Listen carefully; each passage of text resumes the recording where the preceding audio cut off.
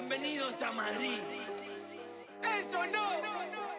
We are here. Let's go. No confiaron, pero mira, no. Llego con los míos y la grada explota. Le di la razón al que me quiso ver bien. Lo soñé en mi habitación y ahora en primera me ven. No te hablo del avión, vine por mi cinturón. Voy a hacer que recuerde mi nombre. No me importa cuándo ni dónde. Yo por esto la sufrí y aposté por mí como el doble. Yo no sé lo que es perder desde el 2000 y pico. Y si fallo, detrás tengo a mi equipo.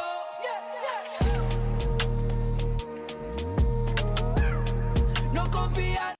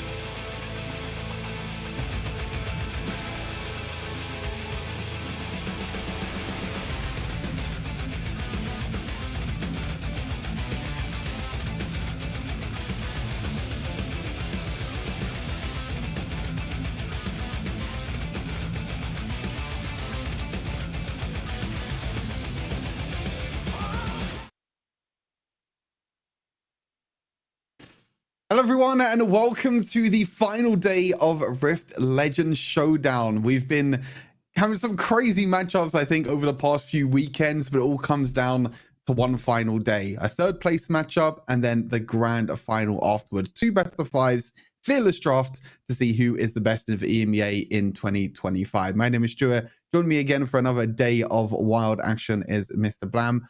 How are you feeling coming into today after what we saw yesterday? The action, the mistakes. There was a bit of everything, I feel like, yesterday. Oh, it had it all. Obviously, I mean, I expect nothing less from a showdown to have all this action, all the mistakes that we had yesterday. I mean, we say all the mistakes. It was like minor ones, but they definitely kind of like changed the result of the game. Some of these ones as well. Obviously, with Mango, the most kind of like iconic one was the fact that they almost won game number 2, right? But then after that point, it was kind of just like a bit of a mental boom kind of took place. It seemed like for Mango there, which obviously resulted in that 3-0 loss. But Jobcenter and obviously Baguette, that was a great series. So looking to hopefully see that same kind of action from Vapo here with Jobcenter, trying to fill that gap. What gap? Gap? Have to see. Jobcenter, yeah. I feel like the series yesterday between Baguette and Jobcenter was pretty exciting, but I think there was quite a few mistakes from Baguette in general, or it was the Mango series was, I think just a bad day for Mango. But I think the exciting thing is we get to see Mango against Jobcenter again today. We get to see both these teams again, so they can kind of fight back and get a bit of revenge from what happened yesterday.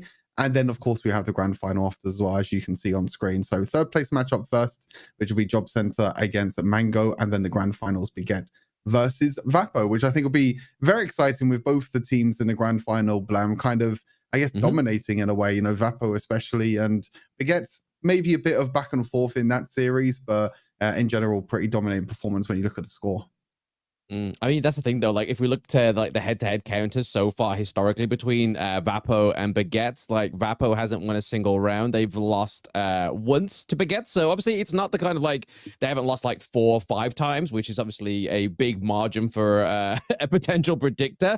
But the fact is, it's only been once a loss of a series means that maybe Vapo are going to be able to pull out the blows, right? Obviously, we saw yesterday with the historical head-to-heads not quite matching what we were seeing, where we saw International Jobcenter take 4 victories over Baguette, and then Baguette's completely just like 3-1'd them, you know? So to me, I don't think it's so far been a good predictor of these games. Whereas obviously for Mango, they really want this to be a good predictor because they've beaten International Jobcenter 3 times to 1. So I feel like Mango are definitely going to be riding that high going into this series, hopefully trying to get that 3rd place for themselves, which is going to be crazy because, I mean, Jobcenter, they won the last showdown. Yeah, I think that's the big thing.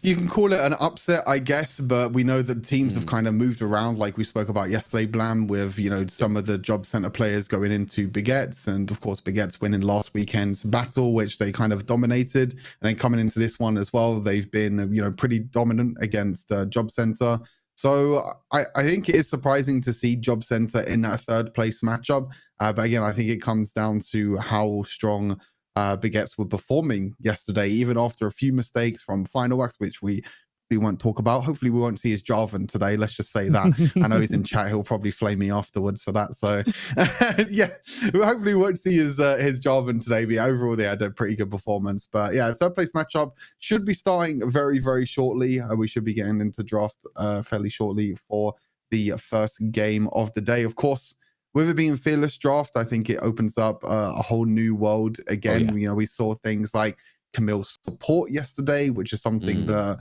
I mean, I think just Heste himself is just bringing out as kind of this pocket pick.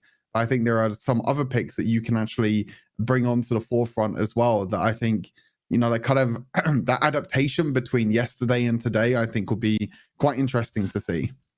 Oh, absolutely. I mean, yesterday, obviously, like you said, the Camille support going through. I mean, we can't say it was all Final Wax's fault onto the job. And I mean, it was just kind of like maybe the fact is that they kind of lacked the damage. And obviously, we saw that Random was being able to bully Freyren on the Swain, but it just didn't kind of give the results that they were really hoping for here. But into the draft of game number 1 here between International Jobcenter and Mango, obviously banning out the Nautilus, which has been kind of like a very Highly contested pick. We've had no Aurora games so far within the Showdown either.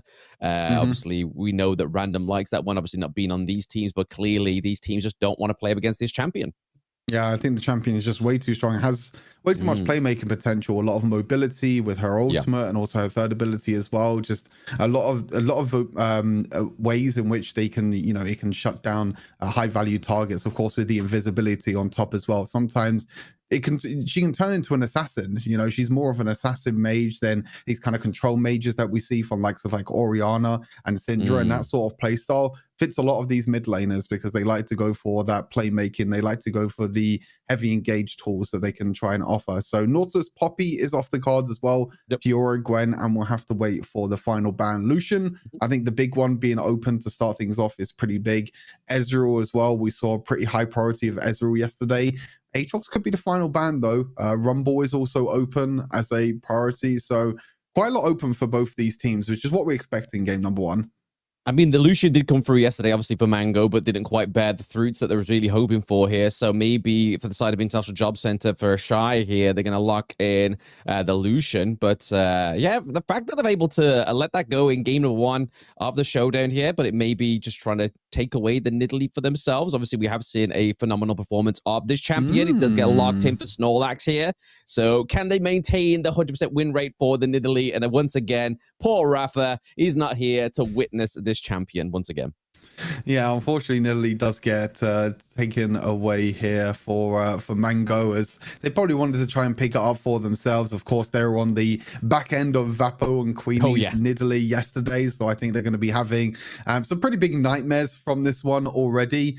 Interesting enough, we do see Mango going for the same game plan as what they did in the game against Vapo. I spoke about a lot about how Nidalee you want to pick a lot of frontline, you want to pick a lot of crowd control. We saw that Mango picked the Bard yesterday against the Nidalee, but it was just a horror fest. Like there was nothing that you could do because Nidalee was just hitting spear after spear, and there was no one in that team composition to even block it in the end. So that's going to be going in the hands of Quant with the Bard, and Ezreal getting priorityed over the Lucian. So Deadly wants to stick on that more safer pick rather than the Lucian, which does get picked up on the other side by International Jobcenter and maybe a Leona as well. So plenty of frontline, plenty of engage with Leona, which can be followed up with the engage of the Lucian or even Nidalee Spears right after.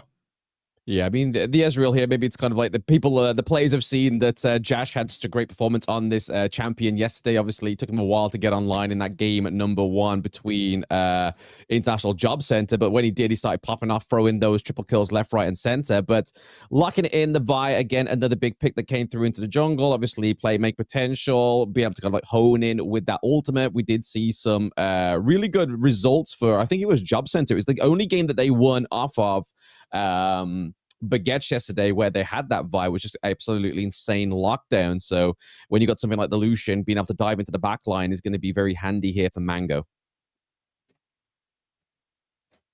See what the second bands come through here is just a reminder, this is the 3rd place matchup. The grand finals will be coming up right after this one. So this is Mango against International Jobcenter, and then the grand finals of this best of 5 will be Vapo against Baguette. But still an exciting 3rd place matchup anyway. Ambessa and Gnar being banned away. So a lot of solo lanes being banned out now. And I think that's pretty interesting in this draft because we have a lot of the bot lane with Lucian Leona against Ezreal Bard. We already know that. And also we know both the junglers. So this is one of the very rare drafts that neither of the teams are focusing on getting a really strong priority pick with their solo laners. I think we saw a lot yesterday with Baguettes focusing a lot on their solo laners against International Jobcenter, which definitely helped them out against the likes of Carlos and Ferian. But now it's completely different. It's completely flipped plan with both the bot laners being the focus of this one and Jax being locked in.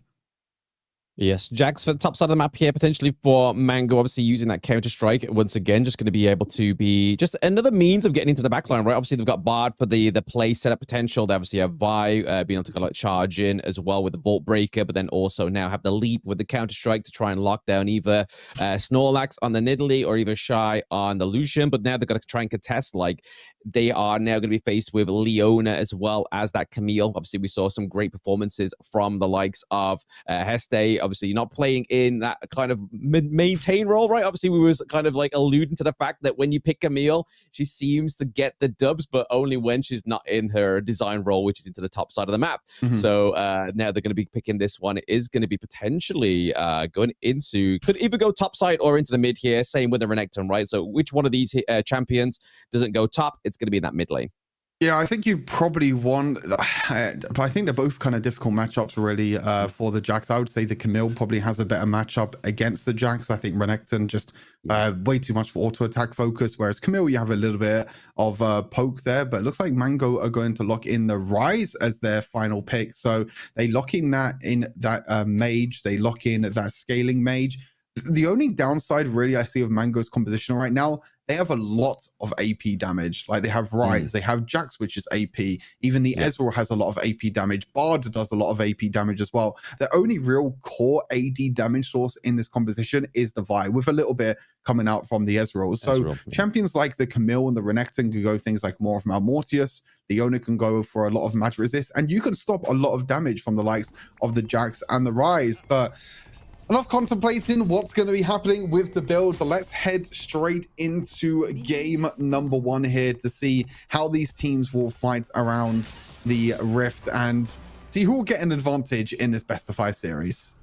I feel like it was Mango that actually took the defeat against the Rise as well, right? Like, I think it was Vapo that played that really ballsy, like, teleport to the back line of the enemy team and then kind of, like, collapsed into the bot side of the map. So maybe they're like, you know what? It worked against us yesterday, but other than that, we didn't really see kind of, like, a very fruitful performance of this champion because, obviously, such a late game kind of, like, orientated in terms of damage-wise.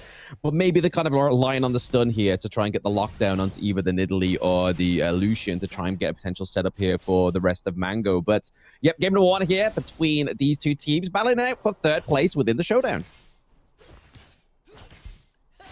Yep, 3rd place matchup. Bit of a teaser, I guess we could say, Blam, of what's to come later on in the grand finals, which I think is always the exciting part that most people will be looking at as it's like our side of things. The fortunately for us, is it frozen for you, Blam, or is it just me?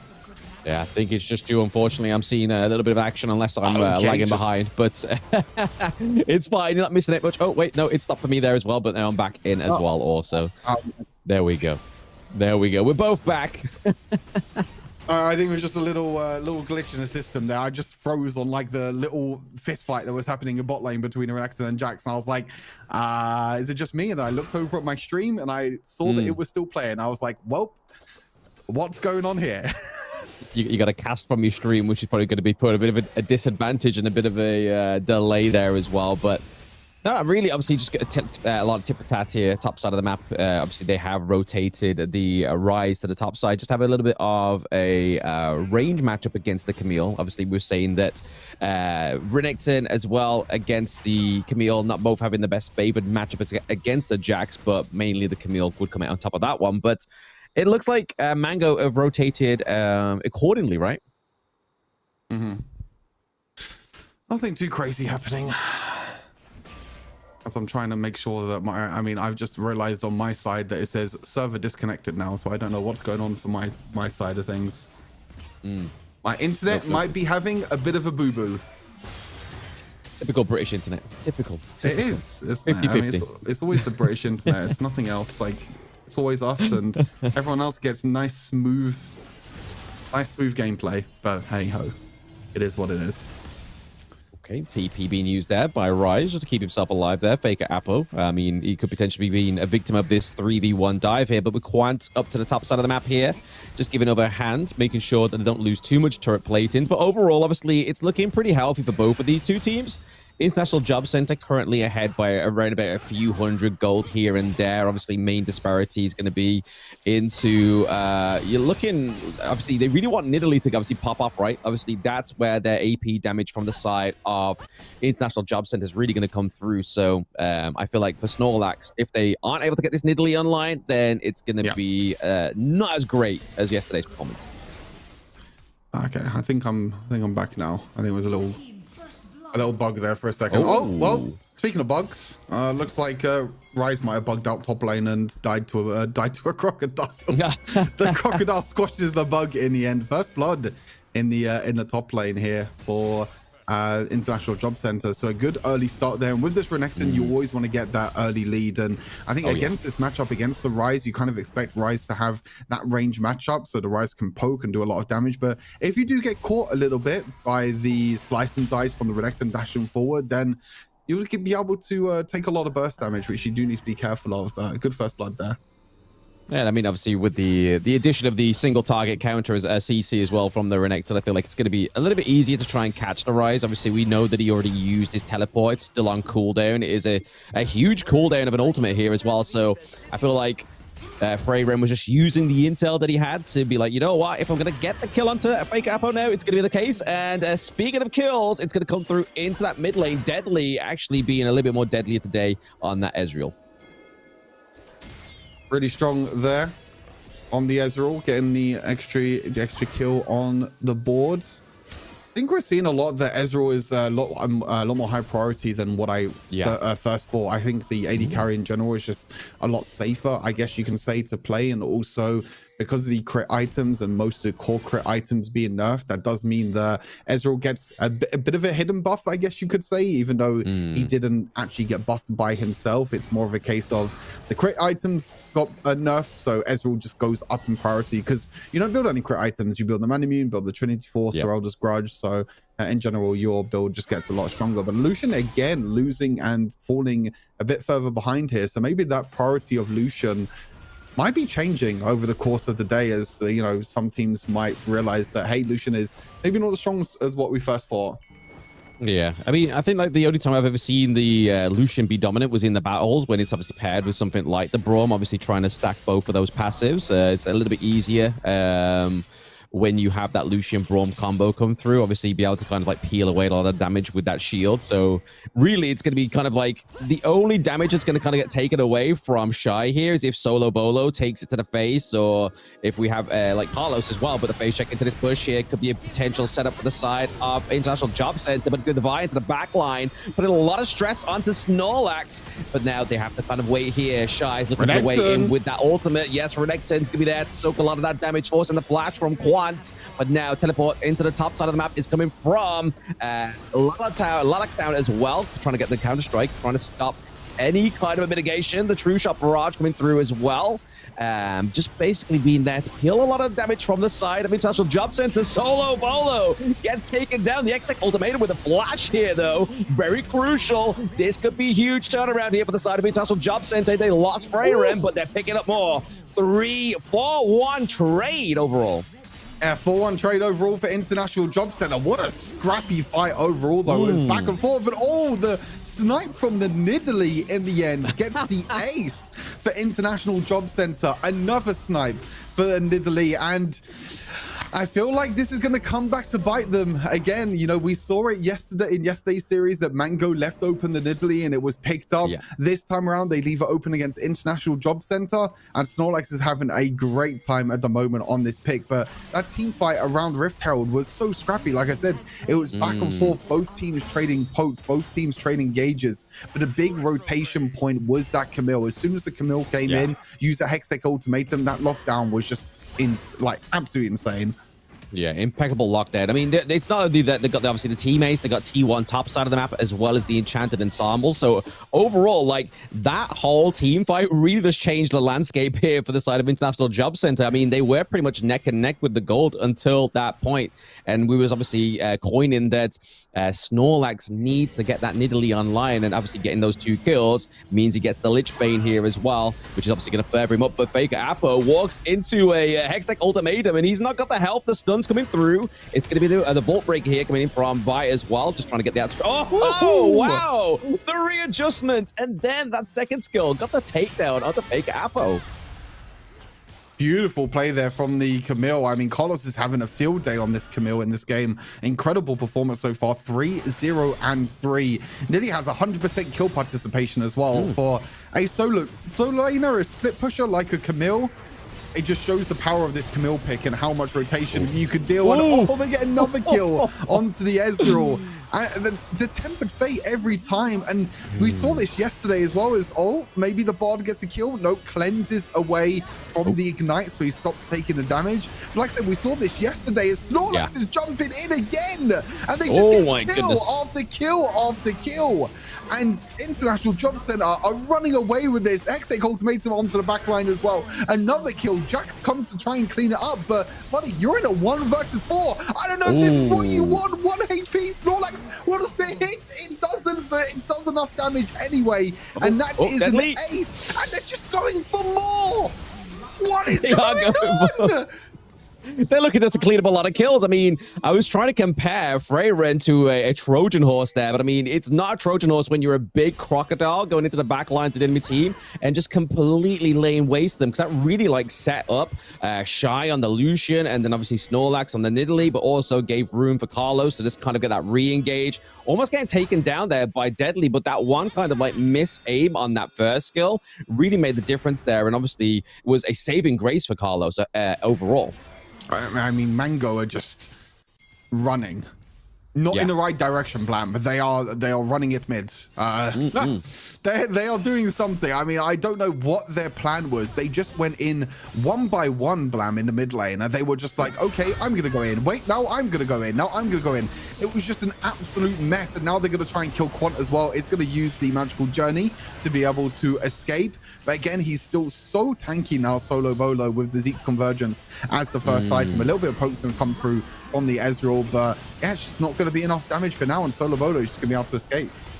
Yeah, I could say with the aid of Shy using that ultimate there from the Lucian, really kind of saved Nabil's life actually, because he was trying to run away. He saw the poke come through from the side of Mango, but they're top side of the map here. Hextech ultimatum catches 2 into it. Takedown onto Lilac Town as well. Looking trying to get the kill onto UI, but obviously he has to force the flash, gets out into safety. That T2 is going to save him. The minions are pretty low. Oh my god! The damage from Snorlax.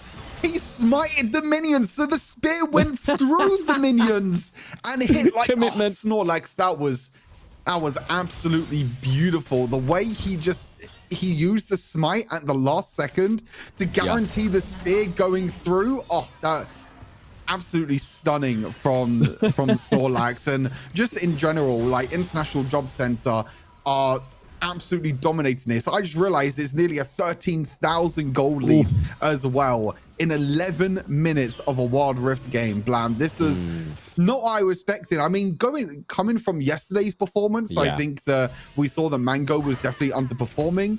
In general, we saw that against Vapo in the International Jobcenter. Did look stronger, so they probably come in favorites in this series, but I didn't think it'd be this dominant for the first game.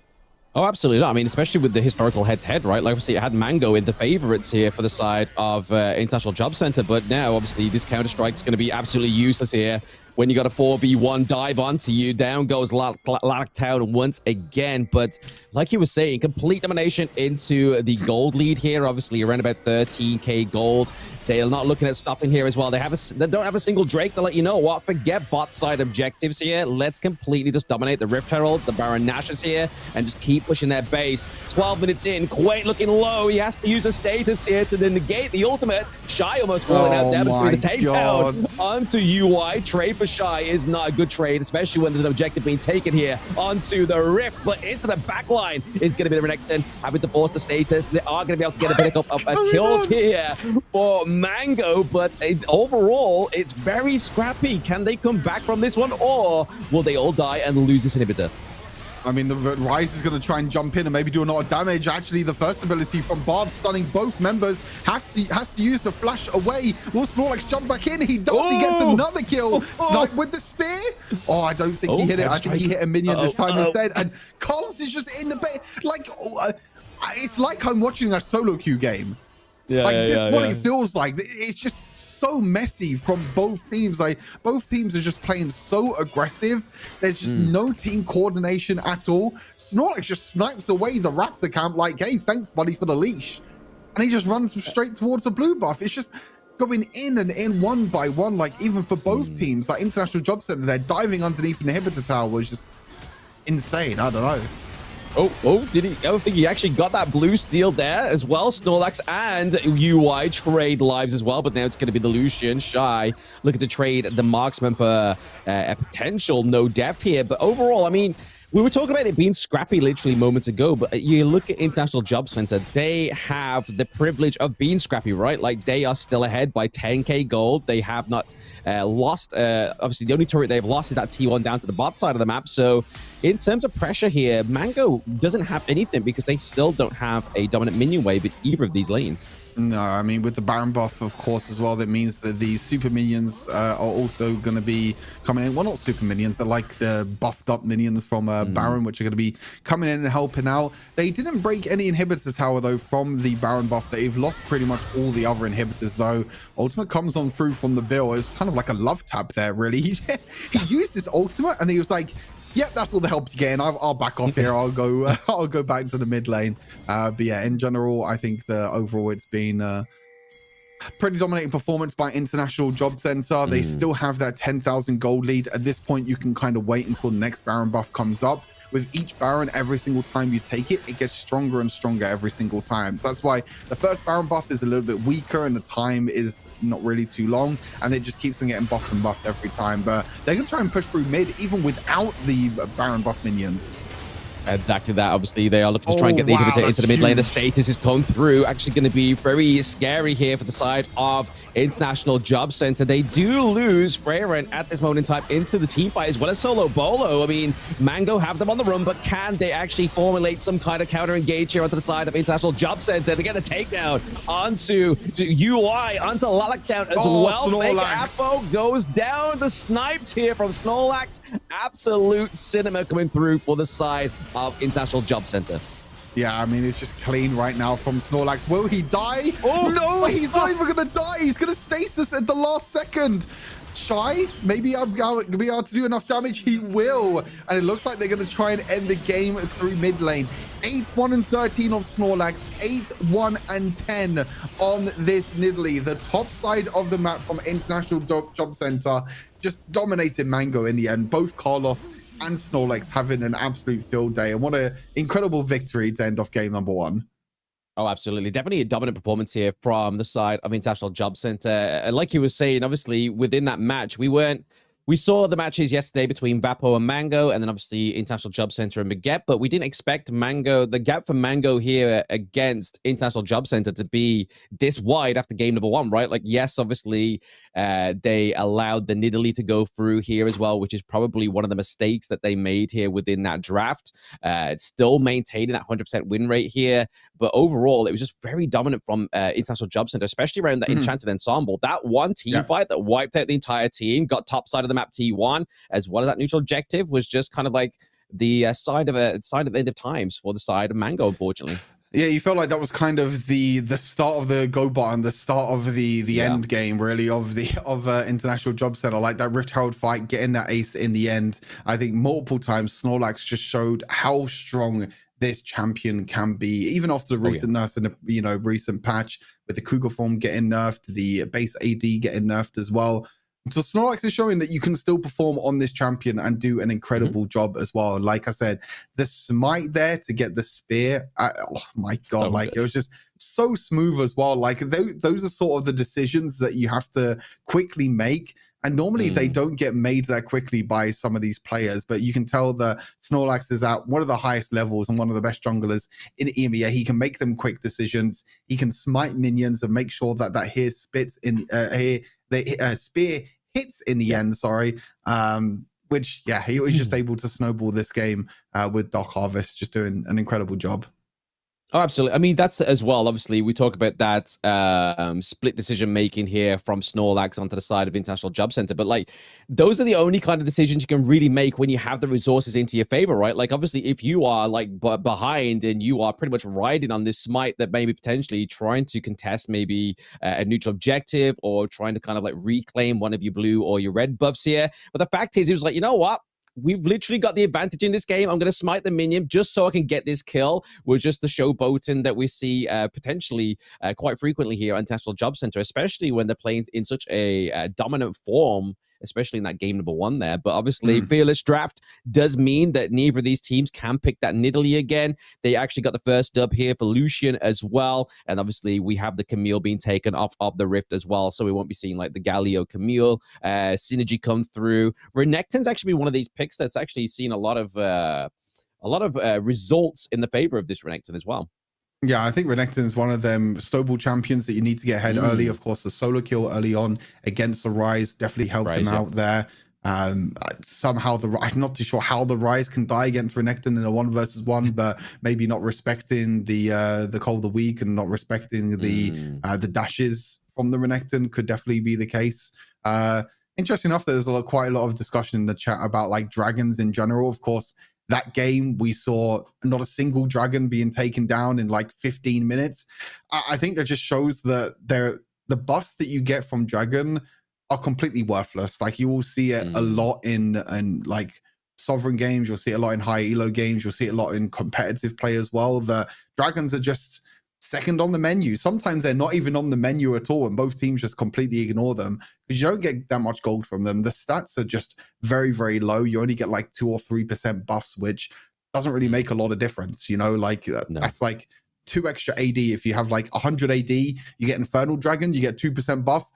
2 extra AD, like that's just not going to make a lot of difference. You'd much, exactly. As a jungler, you'd much rather try and gank or get ahead, or try and invade, or try and clear through your own jungle. So, because you'll get more farm and more gold yourself by just farming a jungle or trying to go ganking a lane. So yeah, that's a pretty important thing to know. I think throughout the entirety of the last 2 weekends, it's been all about the heralds. The only time that you see dragons getting taken is if the team doesn't have any jungle camps up, the Rift Herald's been taken, then they'll just say, okay, I've got nothing else to take on the map, I might as well go for dragon. Like it's the last thing on the list. Yeah, it's literally like a lash. It's like, you know what? It's the last thing I'm going to tick off. It's like putting your socks in the washing machine. It's like, fine. Might as well put them in with the whites, you know what I mean? Like, that's definitely what the dragon feels like. Because, I mean, there was even a point in time, like, many moons ago in the battles and the showdowns where if it was the Infernal Drake, people would gun for it, obviously just try and get that the Dragon Soul. But when you got games finishing so early, around about like that 12-minute mark we're just seeing there, like, there's no actual potential for that dragon to come online. So I think it's like you were saying, Stu, like, they definitely kind of react to the information that they have. They're like, is the game going to end soon? Did we just get a team ace? Did we literally just get 3 objectives in one? What's the point getting the dragon here if it's not going to give us any kind of like influential, any more influence onto the Rift here? So definitely a afterthought. Obviously, the Elder Dragon, obviously Elder Drake is going to be a little bit of a different story because that is literally the difference maker in this one. If you are behind and you get to steal that one and you get a good team wipe, it could make the difference there and actually change the game for you. No, exactly. I think when you like Elder is very important, Baron is very important, Rift Tower is very important. Even sometimes like losing the first Baron doesn't feel too bad. Like we've seen a lot, I think, throughout the past few weeks. The first Baron isn't the game-ending Baron; it's usually the second or the third Baron. But what you got to do is just try and defend when you lose the Baron early on, because you might lose a lot of your towers, but as long as you don't lose any of them inhibitor towers and you don't get them super minions pushing in, then you're okay with it. You might lose this few thousand gold, you might be a few thousand gold behind. I think overall losing that first dragon, I think is pretty okay overall. And then in the end, it will be, you know, the team that wants to try and defend it and try and make sure that they can try and come back in the game. But now we get into game number 2, Blam, of this series, with Mango now moving over to the blue side. Yes, I mean, Blue side obviously did give over a lot of wins yesterday. I feel like it was only the one time where we actually saw Red side win and actually be gaining that victory for either of these teams. But Mango being over to the Blue here, they are going to change their bans a little bit. They're going to kind of like focus onto the Nautilus once again, because the last time we did see International Jobcenter on the Blue side, in the last few games, they obviously do try and lock in something for Nabil. Obviously, he did show that it was a decent performance onto the Leona here as well. So obviously banning away the Nautilus is obviously just getting rid of that potential team fight setup here for the side of International Jobcenter. Fiora, Poppy, and Nautilus. So far, pretty similar. So far, nothing too crazy coming out here. I think when we talk about prio picks now is, maybe changing to a Draven last second. No, going to be on the Fiora. But I think when it comes down to the prio picks now, I think we got to think of maybe the Rumble, the Akali, I think are going to be two very strong picks in this. Of course, trying to secure that AP damage. I say that Rumble gets banned away. So that won't be on the cards for this time. Actually, it's still being hovered. Could be changed last second. They're thinking about the Akali as well. So thinking about the two picks, both the Akali and the Rumble that I was mentioned, that will be the Akali getting taken away and also the Aatrox. So Rumble, I think, is the big pickup in this one. Yeah, I was actually going to say, like, if that... if the Rumble actually got locked in there, then I was thinking maybe the Kali might be a little bit of a potential setup here for either Lakatown or Fake Apo to go for in terms of the AP carry. Because, I mean, it didn't actually get banned until the second phase in game number 1 by the side of International Jobcenter. And once again, we're seeing the potential hover of the Shyvana, which is probably only been played once, I think it was. But knowing that the Aurora is still up and again, still going down that same avenue of thought about the AP carry, the Aurora is probably going to be the better ban here and not give it over to Mango. Aurora going to be, last one on the cards. Rumble first pick, I think. Lock in. Has to be. Should be. I'm watching you, Mango. I mean, they don't have Lucian, they don't have Nidalee that they can go for. So the Rumble here, if you don't take this and you give it over to International Jobcenter, I think that's already kind of like a tilt there. But okay. Obviously, they might go for the Gwen here. I believe Gwen got played once yesterday. I don't think it was by Mango. I think it was by International Jobcenter into the mid lane by Freyren, I think it was. Yes. But they're going to go for it here for the side of Lakatown. Yeah, I don't mind the Gwen. I mean, it's kind of securing that AP source of damage that you want to try and secure early on. You're leaving open the Rumble, which I think is very interesting, to be fair. Yeah. I think overall it could be interesting to see what the other picks will be. Nah, which I think was banned against them in game number 1, if I'm not mistaken, on the second round of banning phase. Yeah, so that's going to be locked in. And potentially the Vladimir. So both teams not picking Rumble at all, which I think is very surprising. Wow, Vladimir's going to be locked in. We don't really get to see too much Vladimir. And I think one of the weaknesses of Vladimir is that the early game is so weak. Like, you are basically just not existent in the early game. You're just trying to farm up. It gets like 3-4 items. But once you get to the 3-4 items, the difference between like a 1-item Vladimir and like a 3-4 item Vladimir, like that difference is absolutely huge. And I think you go from being a useless minion to a really, really great late game carry. So that's going to be interesting to see if International Jobcenter can pilot that. But the Gwen being locked in, of course, we saw early on, and now Rakan for Quant. So a much different playstyle champion. I think this is much better for Mango in general. Again, the problem with last game is that they lacked engage onto that Nidalee. You know, it's the exact same mistake as what I was talking about in yesterday's series. Mango played against Nidalee. We had no engage. We had no lockdown for Nidalee. We picked Bard support against it, and it just didn't work out. It feels like more of a denial than anything else. But Zyra Khan, lovers duo in the bot lane. We will always love to see that. Oh, yes, absolutely. I mean, they were hovering the Rumble here. Obviously, there's like, you know what? Do we obviously flex the Gwen into the mid lane, put Rumble top side of the map here? But I feel like they might be suffering from that same kind of consequence, right? Like, if they go for those two champions, there's a lot of AP, which is what they had in the last game. And didn't serve them much results either. But finally, we've had a lot of hovering over in the bands of the Draven, in the picks of the Draven. It's finally coming through here for the side of International Jobcenter. So Shy here, obviously early game. This is going to be a bit of a bully pick. Obviously, base damage for the Draven here is pretty phenomenal in terms of the rest of the champion pool into the marksman lane. But the Hecarim being banned out here as well. So not going to be able to go 0 to 90 in 2 seconds up and down the Rift. It's kind of a conflicting playstyle, though, I feel like, for Jobcenter, because they have the late game scaling of the Vladimir as their potential mid laner, or might even go into one of the side lanes if Draven goes to mid.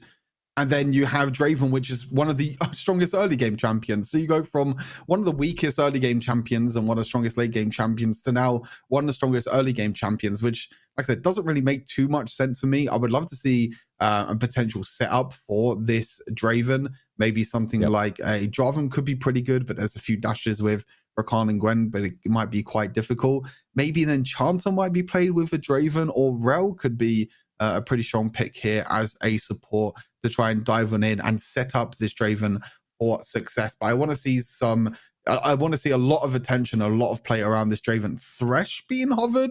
We have not seen Thresh in a long time, and I'd be very surprised if this gets locked in. I mean, it'd be pretty coincidental as well, right? I mean, we got Toe Jam in the chat of Twitch, and we have Thresh come through. Obviously, he was one of, like, whenever you jumped into his streams back in the day, he would always play this pick. So now the Thresh comes through. Obviously, in terms of trying to get the lockdown and use those hooks there, is going to be crazy. So obviously, once he flies in, uses that ultimate, it's going to be very hard for them to try and get back out. And then do they just keep getting hit over and over by Shy on this Draven? That could be the case here, but Ornn potentially being hovered here for the support onto the side of Mango to get that kind of initial team fight set up here with that ulti. Actually looks like it's going to be one of the solo laners with the Ornn being locked in, because of course Rakan's already locked in. They already have the Zyra Rakan, so it looks like the Ornn is going to go into a side lane. Are we just going to go double tank and Gwen jungle for UI? This is really strange. Wow. Okay. This is a very weird draft. You lack a lot of damage here. If you're playing Shen, Ornn, I'm not seeing where the damage is coming from. Of course, Gwen can scale and do quite a lot of damage later on. Zaya can do quite a bit of damage as well. But you're playing two solo laners, which are just tanks. And they're just going to try their best to try and frontline and try and defend, I guess, the Zaya. But yeah, I love the Jarvan pick as well. Of course, there is a few dashes with the Rakan and the Gwen. Actually, I don't know, because Ornn can break Jarvan's ultimate. So actually, I take that back. I don't really like this Jarvan pick. I mean, as I mentioned, I think it's nice as kind of the setup tool to try and trap someone and give Draven a kill, and they have a lot of setup with the Gnar and potentially the Thresh. But actually, there's a few really big counters here for the Jarvan. So not 100% sold on the pick yet, but we'll have to see when we get into game. But yeah, overall, I think this Mango roster is lacking a lot of damage with two tanks, a Rakan, which might build more tankiness, maybe a little bit more AP, but in general won't be dealing that much damage. So you are solely reliant on the Zaya and the Gwen to deal damage. That is it. It's actually going to be Shen. Wow. Shen jungle. I cannot remember the last time I saw Shen jungle. Honestly, it might have been last year. Maybe it might have been 2023. There was a time that Shen jungle was very, very popular, and there was a time where Shen jungle was considered one of the best because his jungle clear was actually really strong, because you have a bunch of AoE auto attacks, but also you can just continue AFK farming and pretty much counter gank any lane thanks to his ultimate. So seeing this picked up again seeing this picked up again after so long is quite an interesting one. Oh, absolutely. I mean, it's definitely going to maybe be the element of surprise here from Mango, as you say, obviously using that global ultimate to kind of just like give aid over to any lane here.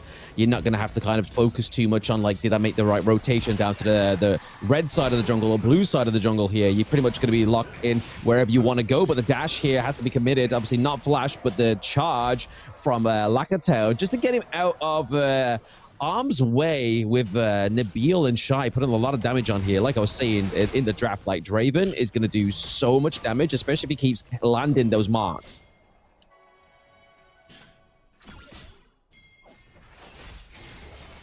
Nothing else too exciting in this early game as we might be seeing a dive here from Snorlax very early on. This is what I was talking about with playing around the Draven, but both summoners are available and also there is a TP, so you need to be a bit careful as Shy actually walked towards the tower to try and take the lantern away, but that might be a really big downfall here as the Ornn looks to flash on forward and try and get engaged. But now here comes Jarvan, he's back again. Flash has to come through from the Xayah. The feathers are doing quite a lot of damage, to be honest with you. The flash goes down, 2 goes down, maybe 3 going down as Vladimir gets ultimate at the start of this team fight. Shen tries to use the ultimate to save him, but he doesn't in the end. Draven also gets a stack as well with his passive, getting a kill. He probably didn't have that many stacks because this is so early on in the game and he probably hasn't been catching that many axes.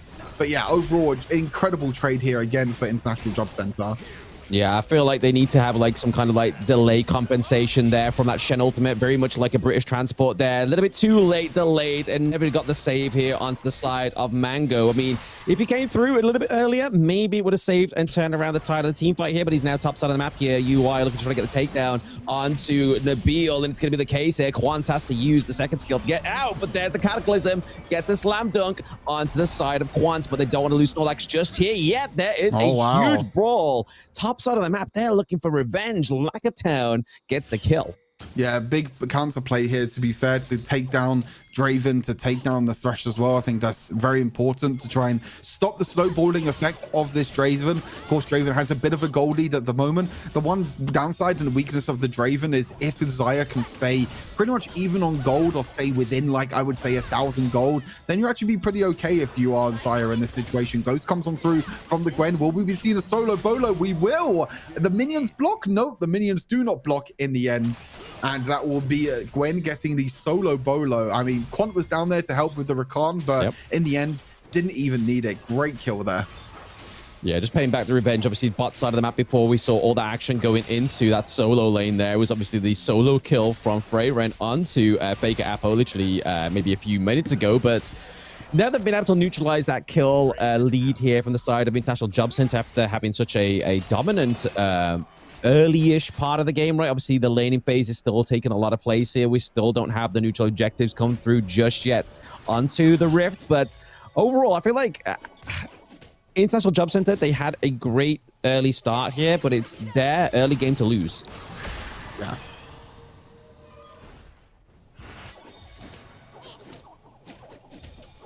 Goldie, though, in International Jobcenter's favor, which is mainly to do with the, looks like the solo laners at the moment. Actually, the Vladimir getting that early kill, definitely going to help his early game. I think with him getting the kill and the assist, I spoke about how the Vladimir early on wants to try and get 3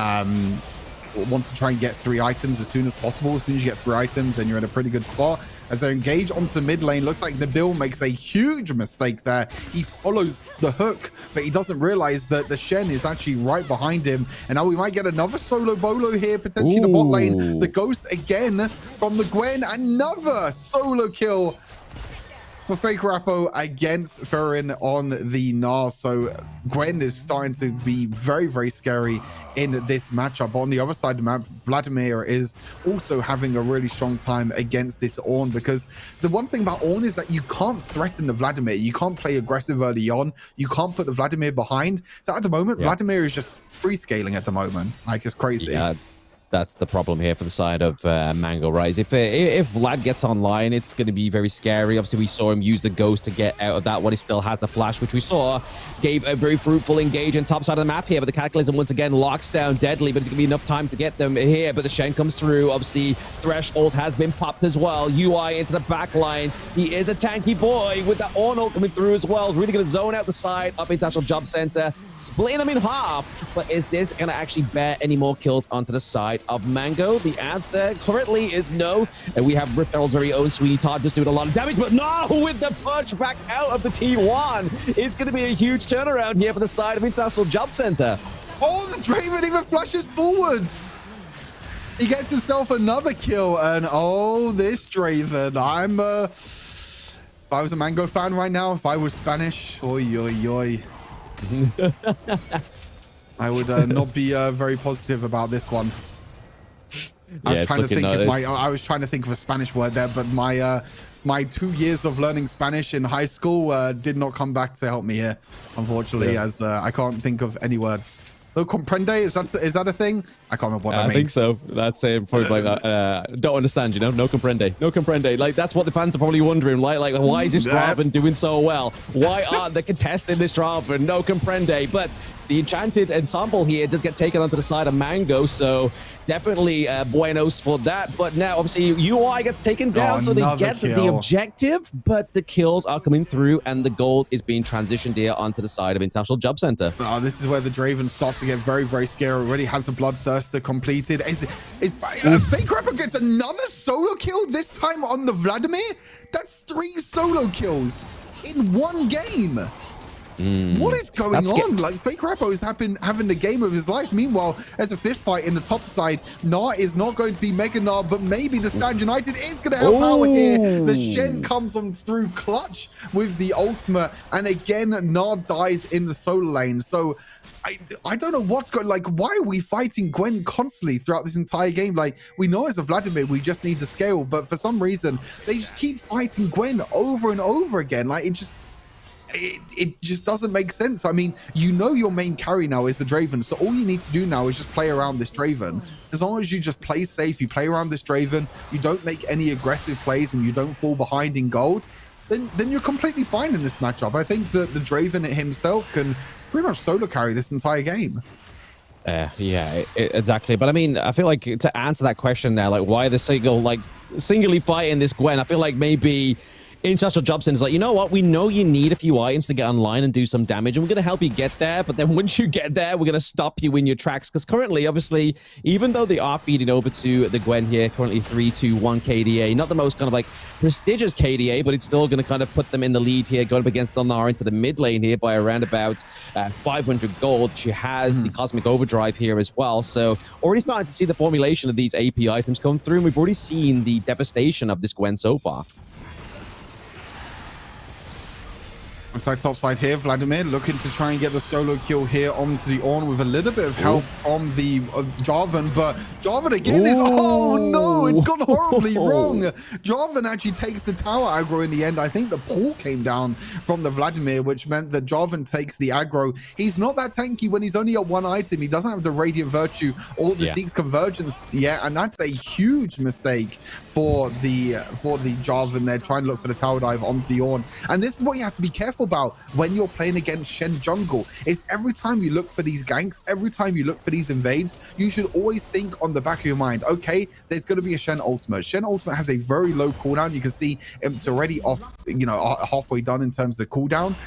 Every single time that's up and available, you have to think to yourself, it's like, okay, I need to be careful because there's going to be a huge, massive shield. This time it looks like Vladimir will eventually kill the Ornn. That's like 3rd time, or maybe even 4th or 5th time is the charm for the Vladimir, but finally getting that kill in the solo lane, that's going to feel good.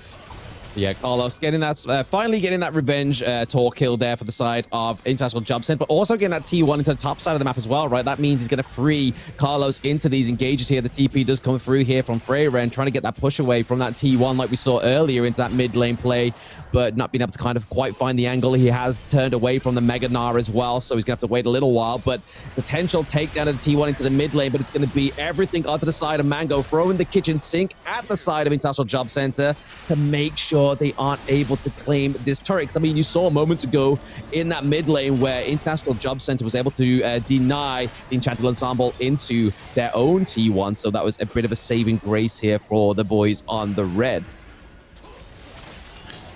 They're going to try and push through this mid lane tower at the moment. Baron is potential up and available. They're actually pinging towards the Baron. This is very, very risky. I mean, you're going to be coming up against potential of the Shen ultimate again.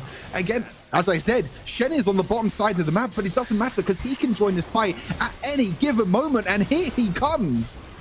Yes, he has the delivery package, which is going to be the Gwen, right? Obviously, Mega Gnar being pulled in. Yep, very much keeping them in place there. Definitely denying this takedown of anybody onto the side of International Jobcenter just yet. We can see, obviously, Carlos looking for that T1 into the mid lane, looking at the bigger picture here. But now, obviously, it's all Over here, yes, the flank here, Vlad.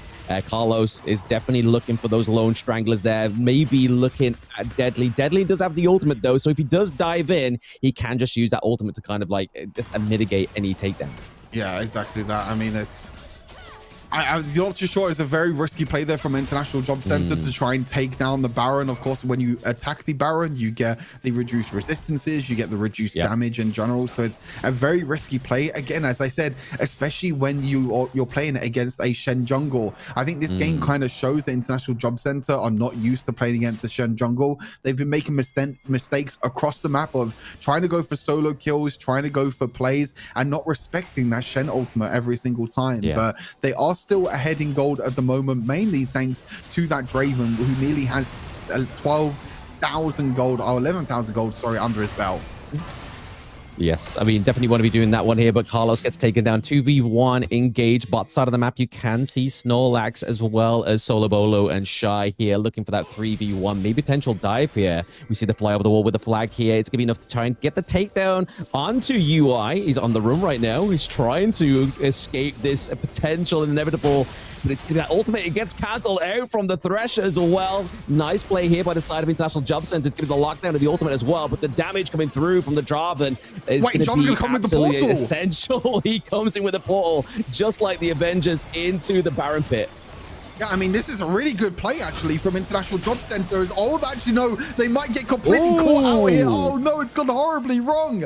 I like the idea from... Wait, the Thresh and the Draven come on through? Wait a second, they double portaled in. They used the Lantern to double portal in, but it's gone horribly wrong for them. Draven gets a double kill. The Zaya's on the backline doing so much damage, and the hook comes on through with the flag and drive. Vladimir's going to come and clean up as well, and eventually it does work in International Jobcenter's favor, but that could have gone horribly wrong. That really cool interaction. What you can do is you can use the portal as Draven, and if your AD carry for anyone else clicks on the Lantern as you're traveling through the portal, then actually both of you travel on the portal at the same time, which is exactly what they did. They caught out the Shen in the bot lane. Jarvan used the portal to get into the top side. Then both Zaya and Draven and Thresh used the bottom side portal to get into the enemy's blue buff. Probably not position they wanted to be in, but that collapse was nearly really clutch from International Jobcenter in the end. Yeah, fantastic bit of techers there from the side of International Jobcenter, which really obviously turned the tide of the fight there. I mean, looking at that fight, it was kind of just watching like a pendulum swing between both Mango and International Jobcenter. Like, you didn't know who was actually going to come out on top of that one, but ultimately it went over to International Jobcenter thanks to Snorlax and Shy. Shy with the incredible 3k gold lead into the bot side of the map as well. Looking at almost having his 4th item onto the Rift. He has the Essence Reaver, he has the Bloodthirster, as well as the Mortal Reminder here as well. But now Freyren into the back line, does flash in with the Mega Nod. It's going to take down onto the Zyra as well. Can the auto really tip the scales here? It's going to knock up quite a few of the heroes onto the side of International Jobcenter overall. It's currently a 2-2 trade. Vladimir as well. It's not going to be Shen keeping him Faker Apple alive. Once again, a 4-2 trade. Yeah, I mean, again, it just goes in favor of International Jobcenter. This Vladimir now has 3 items under his belt, and this is where the Vladimir starts to get really, really scary. He has so much healing with his kit. His pull, his second ability, is one of the strongest abilities in the entire game. Like, you being completely untargetable and still being able to stack up through your passive so you can get so much healing. Like, look at this. You're just stopping the knockup from the Ornn. Like, it's just absolutely insane what you can do with this Vladimir pick. And if you're a skilled player like Carlos as well, you know the limits that you can get with this champion. And so far, it's been going in their favor. But this comes back to my point of champion select, where I just don't agree with this Ornn Shen pick. That you're solely relying on both the Zaya and the Gwen to be able to deal damage. You can see Rakan is actually going for a more tank version, so he doesn't deal any damage. And you have so much, you know, pen from things like the Vladimir going to be helping out with all the magic pen as looking for a team fighting the dragon pit, maybe. Yes. triple man knock up here from Ornn. So Lakatown really trying to put a bit of impact onto this team fight, but it's going to be Snorlax being able to use the flag out of there. He's looking for the Draven's right cooking. engage right now. Okay, Draven is cooking right now. There he is. He lingers over the wall. He gets the Cataclysm onto Deadly. It's going to be enough to slow him down. It's going to be enough to, for sure, to take down Faker, Apo, and Lakatown, potentially this inhibitor as well into the mid lane. Yeah, blue side of the map, the insane engage again from the Gnar. And even though the 1v1 in the side lane didn't really work in Gnar's favor, his ultimates this game in Mega Gnar have been absolutely perfect. He's used it for disengage. He's used it for engage as well. Bit of an overstep though, no minions there, so he does need to be a little bit careful. They're going to try and potentially end this game, but no, they do need to back off though because they're just way too much damage. Actually, the hook lands onto the Xayah. The Flay actually stops Quant from jumping in, and Gnar actually finishes the jump from range, and this might be the minion wave that they do to try and end this game. The status from the Jarvan as well is going to be enough to kind of like set this whole tempo up at this potential last engage. Obviously, they have at least like 2 minions here, but it's going to be the Ornn ult that's going to be able to watch it out. The Nexus is still alive. They literally whipped that one. Shy is still on the run here as well. Definitely, I mean, health bar wise, he's looking pretty strong, but bot side of the map here needs an immediate response from Mango because that's a big minion wave. Oh my, they were just greedy for kills there, Blam. They just wanted blood instead of trying to end the game there. I think there were multiple times where they could have just auto-attacked the Nexus and just ended the game there and then, with Draven being so far ahead and having so much AD damage. Look at that. He is now full item crit build. He has 125% crit chance, but of course, with the change to an Infinity Edge recently, he's now going to get even more crit damage. So this this Draven, is going to hurt. One auto attack and this Gwen might be dead. Flash, not even the flash, just a proto belt in here from Vlad, but I mean, there's a lot of damage coming in from the Gwen. Hello, oh my Sire is popping off. What is going on? The Ornn ult's going to stop Shy into the place, maybe actually mitigate any kind of impact here. It's going to Vlad into the back line. Down goes Deadly. He's looking for Lakatown as well. Shy gets the come through. It's a double kill from this Vlad. Somebody call an ambulance, man. I mean, that movement there from Shy on the Draven was so smooth. He was picking up axe after axe, and he was still dodging away from the Ornn every single time. The Ornn knockups, the Ornn crowd control, and the Vladimir coming in to clean up the job as well. Draven kind of struggles a little bit because he's against like a Shen, he's against a Gwen, which can stop a lot of the auto attacks. But look at that! The Rakan just dies from 4 auto attacks. That's it. He's literally chopping away. He is a lumberjack onto the Rift right now. He's going to be Shy, spamming the emotes there, but now obviously at the Nexus once again. It looks like it's going to be the takedown, but it's going to be living on about 562 health. But the minions finish this one off. So props to the 6th member, the Winions. Yeah, Winions in the end. Shy was just auto-attacking Nexus. He's like, yeah, I've had my fun this game. I got my 12 kills and my 10 assists. I'm completely cool with that. And he just auto-attacks the Nexus and ends the game. I mean, that's an incredible performance from the Draven, from Shy. I think 2 games in a row now. The first game on the Lucian was pretty clean with his movement. I think his positioning in team fights has been very, very clean overall. You can see how he knows his limits. He knows when he has cleanse up and available, when he has flash up and available. He knows when he can go in and play aggressive. Just a stellar performance overall. And that's sometimes a problem when you play against Draven, is that when he snowballs in the early game, or once you start falling behind, if you have no way to lock down this Draven, then it can be very difficult. Again, you have no Vi because it was picked in game number 1. You don't have any other real picks to try and lock down this Draven. The only pick that you had really was the Rakan. But I think Nabil was doing a great job with the Thresh to try and peel away, to try and hook the Rakan every single time he went forward for the charm. But also he had cleanse, so he always had that safety net to fall back on. But overall, 2-0 already to International Jobcenter. This could be a quick 0-6 out of the finals here for Mango. Of course, they lost 3-0 yesterday. Yes. They're 1 game away from losing 3-0 today as well, which is pretty sad to see because they performed so well over the course of the entire year, with other showdowns, and they've changed their roster slightly. But to go out like this at the end of the year must feel really tough, and they're going to have to pull off, it seems like, a miracle to try and come back in this one. And not only that, the fact is that obviously, like I was talking about yesterday on the broadcast, is that obviously they played against Random the other day, obviously International Jobcenter. Random was obviously their ex-teammate as well. And then obviously Quake was also part of the International Jobcenter's roster for the winning Showdown last time. So I feel like International Jobcenter here are just looking to kind of like at least claim the highest they can get. Obviously, they got dethroned from Baguette yesterday. So they're like, you know what? Even though we can only get to third, we're going to make sure we are going to get there and get there with like pure prowess, right? Because obviously, if they're able to finish this one off 3-0 and literally make Mango leave the Showdown without a single game win here is definitely a scary message to the Spanish community here, and especially Mango with the accolades within their roster throughout the Rift Legends so far, historically as well.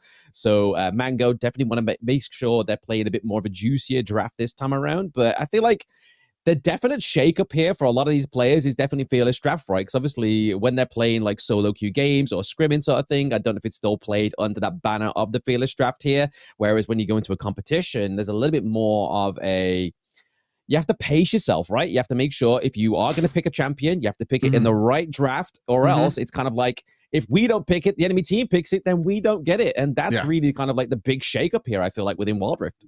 Yeah, I think though you have to, because also you could waste the pick for yourself as well, right? Like for me, when we speak about like the Zyra Khan, for example, how strong that Zyra Khan combo is, you want to try and get onto this Draven, but then your last two picks are Shen On, which it doesn't really make sense with the draft. You have a really strong solo laner in Gwen, which saw multiple times that Faker Appo was able to get multiple solo kills in the side lane. Zyra Khan was having a decent matchup. It was a bit back and forth. Draven was only about 500 to 1,000 gold ahead, which is fine because that's what you expect to happen against the Draven.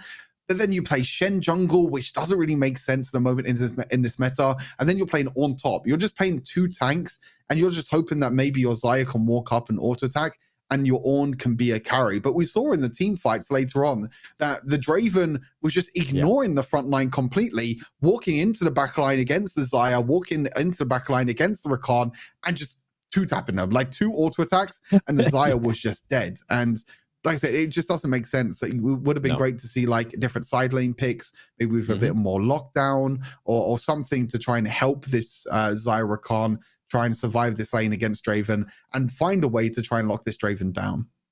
I mean, again, I think it just goes back to the fact that it's kind of down to your champion pool as well at the end of it, right? Like, I mean, we didn't see a single Thresh yesterday. Obviously, Draven yesterday, Draven was able to be like hesitant towards being banned, but never picked. But then obviously day number 2, he comes through as well with the pairing of the Thresh as well, right? Like that's really kind of like the difference maker here. And obviously we saw those techers as well with the teleport, with the lantern. That was a really good play there by the side of International Jobcenter. So it just shows that they have the understanding of these champions and not just picking them because it's like, you know what, let's see if it works. Like, let's throw stuff at the wall and let's see if it sticks. It's like, you know what, we've played this before. It's worked. Let's get into it. And obviously, like you were saying, Mangoes weren't able to contest the Draven as well. He was always positioned very well within these team fights. Shy, I feel like he only got caught out twice overall in that entire game. And I mean, it was a long game. It wasn't a 12-minute stomp like game number 1. Game number 2 almost went to the Eldrake. No, exactly. Yeah, I mean, it was a bit more back and forth, but I think it was also International Jobcenter having a bit of a fun time, I feel like, at the end of it. I think, like I said, Draven having like 12 kills in the end, nearly 20,000 gold. They could have pretty much ended the game whenever they wanted to. They were just having fun at the Nexus. They were getting kills after kills, overextending a little bit as well. But hopefully we'll be getting into game number 3 very shortly. Like we said, Mango 0-2 at the moment, International Jobcenter in this third place matchup. It's been pretty dominant so far from pretty much start to finish. I can't really think of a scenario where I thought to myself where Mango are ahead or Mango are in a decent enough position that they can try and win both games. Like, they've just fallen behind early game. They've fallen behind in the mid game, and the late game is just an absolute stomp when you fall this far behind. Yeah, I mean, there was that one moment. I mean, it wasn't even like a comeback, right? It was just the fact that International Jobcenter just scrapped to their heart's content, but they were already 13k gold ahead. And then obviously at the end of that fight, they were already they were still 10k gold ahead. So it's kind of just like, you know what? Take some chump change, baby. Let's see if you can take the turnaround. And it just didn't quite formulate for the side of Mango, unfortunately. So like you were saying, there's just never been a comeback for Mango so far here. So maybe in game number 3, they actually get some decent picks. But I mean, if you look at overall, as you can see below us right now, that Fearless draft pick being updated here, you've got obviously solo laners like the Camille and the Jax being taken off. Ornn cannot be played as support now. Jungle, Nidalee can't be played by Mango. Vi being taken off. Jarvan is not the biggest kind of pickup here, as well as the Shen. But overall, there's been a lot of expensive picks through the champion select so far. But we're going into game number 3. Potential game point here for the International Jobcenter, and the Nautilus is going to get that prio ban once again. Yeah, it's going to be priority bans straight away. We'll have to see if the other bans do come on through as well. Aurora, again, been banned throughout this entire series so far. We'll have to see if maybe Aatrox gets through this time.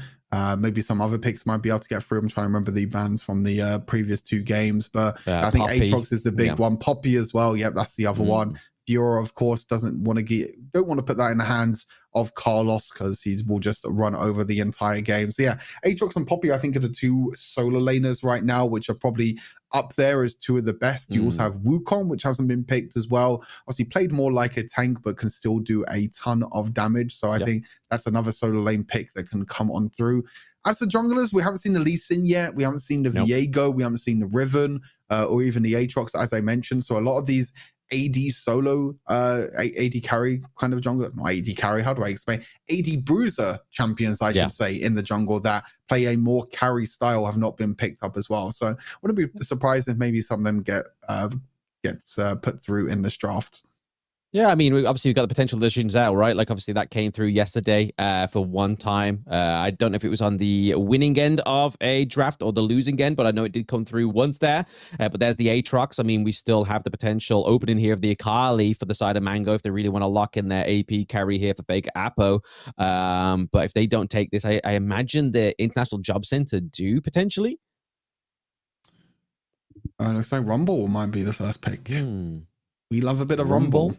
In the jungle. Well, it's not going to be in the jungle. Exactly.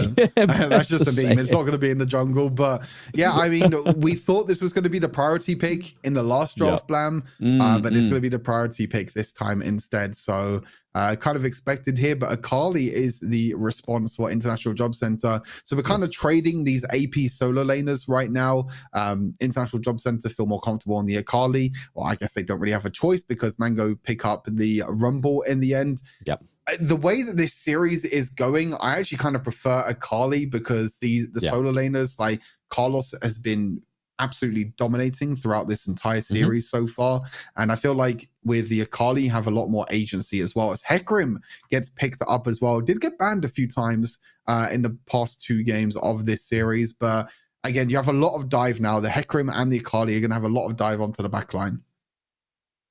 Yeah, Hecarim was actually chosen by International Jobcenter yesterday, obviously paired with the Aatrox, Swain, Xayah, and the Bard. Obviously, Xayah, Bard, all being taken off of the Gorge, off the Rift here as well now. So Hecarim obviously didn't quite bear the results that we wanted from International Jobcenter yesterday.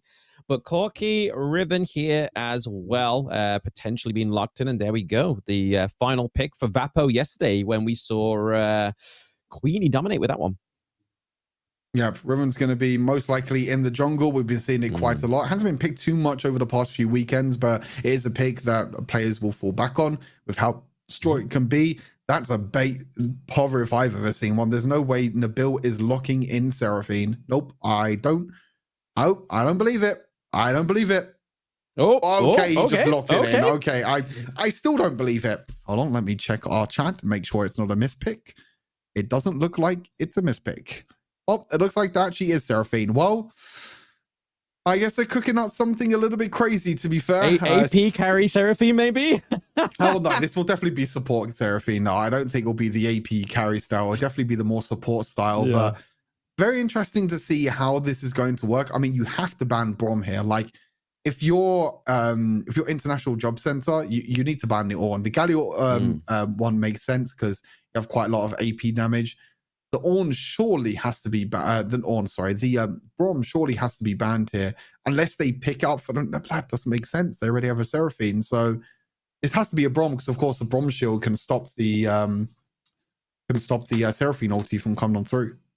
Yeah, I mean, it would make sense, right? Obviously denying that one, but it looks like they might be denying the Rel here as well. I feel like the Rel and Riven combo, I don't think we saw yesterday. Obviously, it was Rel and the Shyvana, I believe it was for Mango yesterday, and then it was Rel and the Orianna for the side of Baguette, which obviously was the more fruitful combo that we saw come through for either of these teams.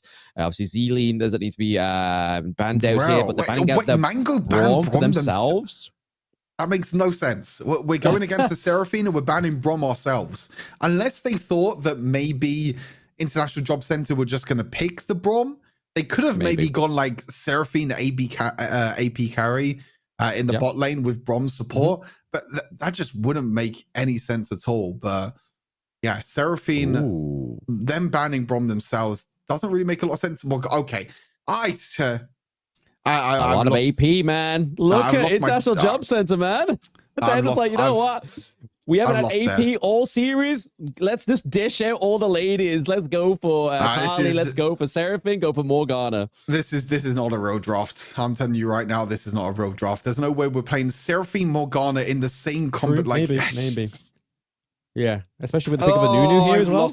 I've lost it this game. This is a really scuffed draft. Like, what is our plan? No. I'm pretty sure this has got to be a remake, right? Like, you can't have a Mumu, a Riven, Nunu, Riven, and Garen here, right? It'll be Nunu support. Okay. Yeah, Nunu support is a pick in China that they did quite a while ago. So yeah, he'll be Nunu support, Riven jungle, and then Garen Rumble in solo lanes. Yeah, I mean, Mango's draft is fine. Like their draft is pretty normal. The question marks are about International Job Center's draft. Like, I don't know where any of these champions are going. I don't know what the last pick is going to be. Are we playing Morgana? We're playing Morgana Seraphine bot lane. Oh my god, what am I witnessing, man? Like, this is 2025. This bot lane duo was probably a thing like 5 years ago when Wild Rift first came out. Why are we playing it still in 2025, 5 years later? Garrus will be the last locking, though. I mean, the shields from Seraphine could be pretty helpful because they have, of course, all the rest of their champions are melee. And then the black shield, if it goes onto the Hecarim, and the Hecarim can dive onto the backline, then it can stop some of this crowd control coming on through, like the Nunu stun, the Riven stun. But other than that, like, I just don't see the vision. Do not see the vision of International Job Center. But I guess they're just playing with fire at this point. They're like, yeah, we're 2-0 up in the series. We're going to try and take some of these champions out of the pool in Fearless draft. And even if we lose this, we have another game to fall back on. Or another two to fall back on. Yeah. the most expensive pick here for the side of International Job Center is the Akali, right? Like, everything else kind of just falls at the wayside. But then if you look obviously to the side of Mango, they lose the Rumble, they lose the Corki, obviously Riven as well. Obviously bared quite a bit of victories yesterday here.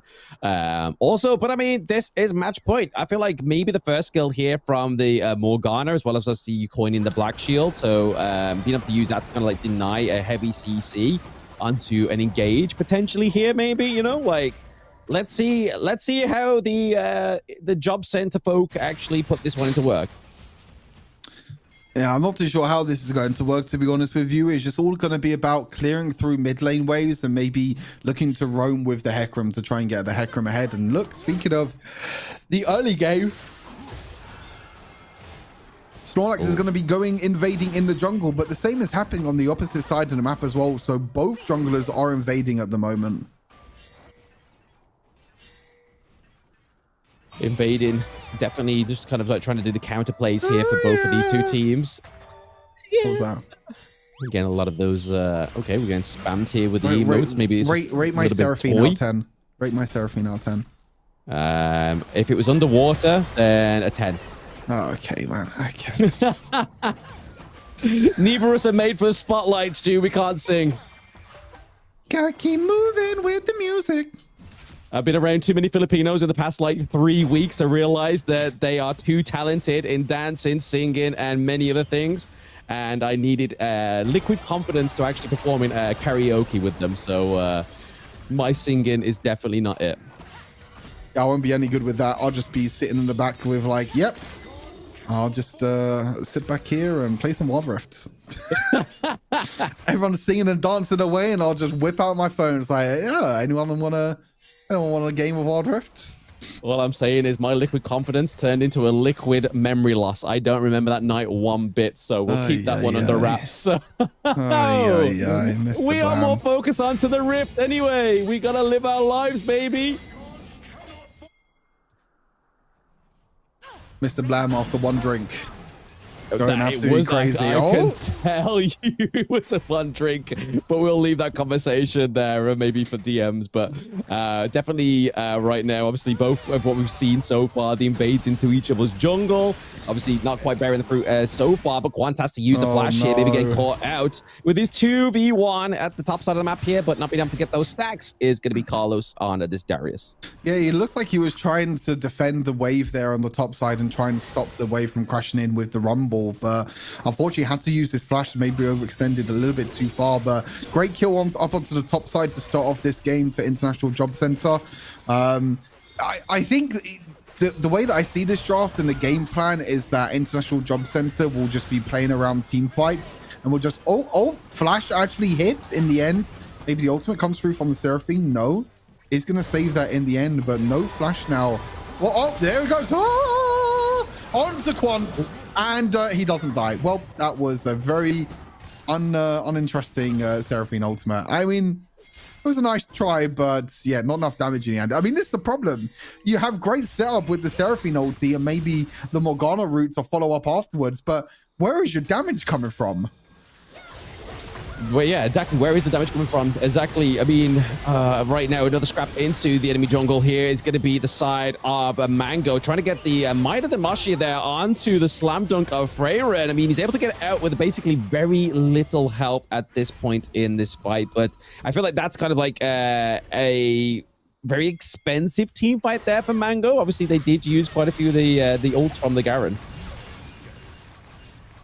Yeah, the ult from the Garen, but was escaped there from the Akali. Just Akali being able to escape on pretty much 1 HP there. As looks like we might get a solo kill. Carlos is going to heal up with his first ability, so he's going to escape on a slither of HP. But yeah, meanwhile on the bot side, it looks like the Morgana is trying to help out the Akali, but they're kind of struggling here. I feel like International Jobcenter in these side lanes, even though Darius got ahead early on, the Rumble has been. Did Nunu just steal that away? I think Nunu just stole that away. Oh boy.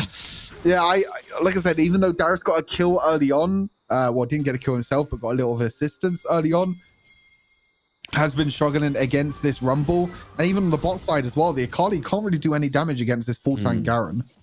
Yeah, exactly. Until they're like pretty like stacked up with automation, it's going to be pretty hard for them to take this 1v1 here. But obviously, I think like it's pretty cool with the Nunu here as well. Obviously, being able to use kind of like a double smite. So obviously, with his Q there, he kind of like be able to kind of like take away these camps as we saw top side of the map. It's going to just kind of like make that snowball effect here of International Jobcenter if it ever comes through a little bit more delayed.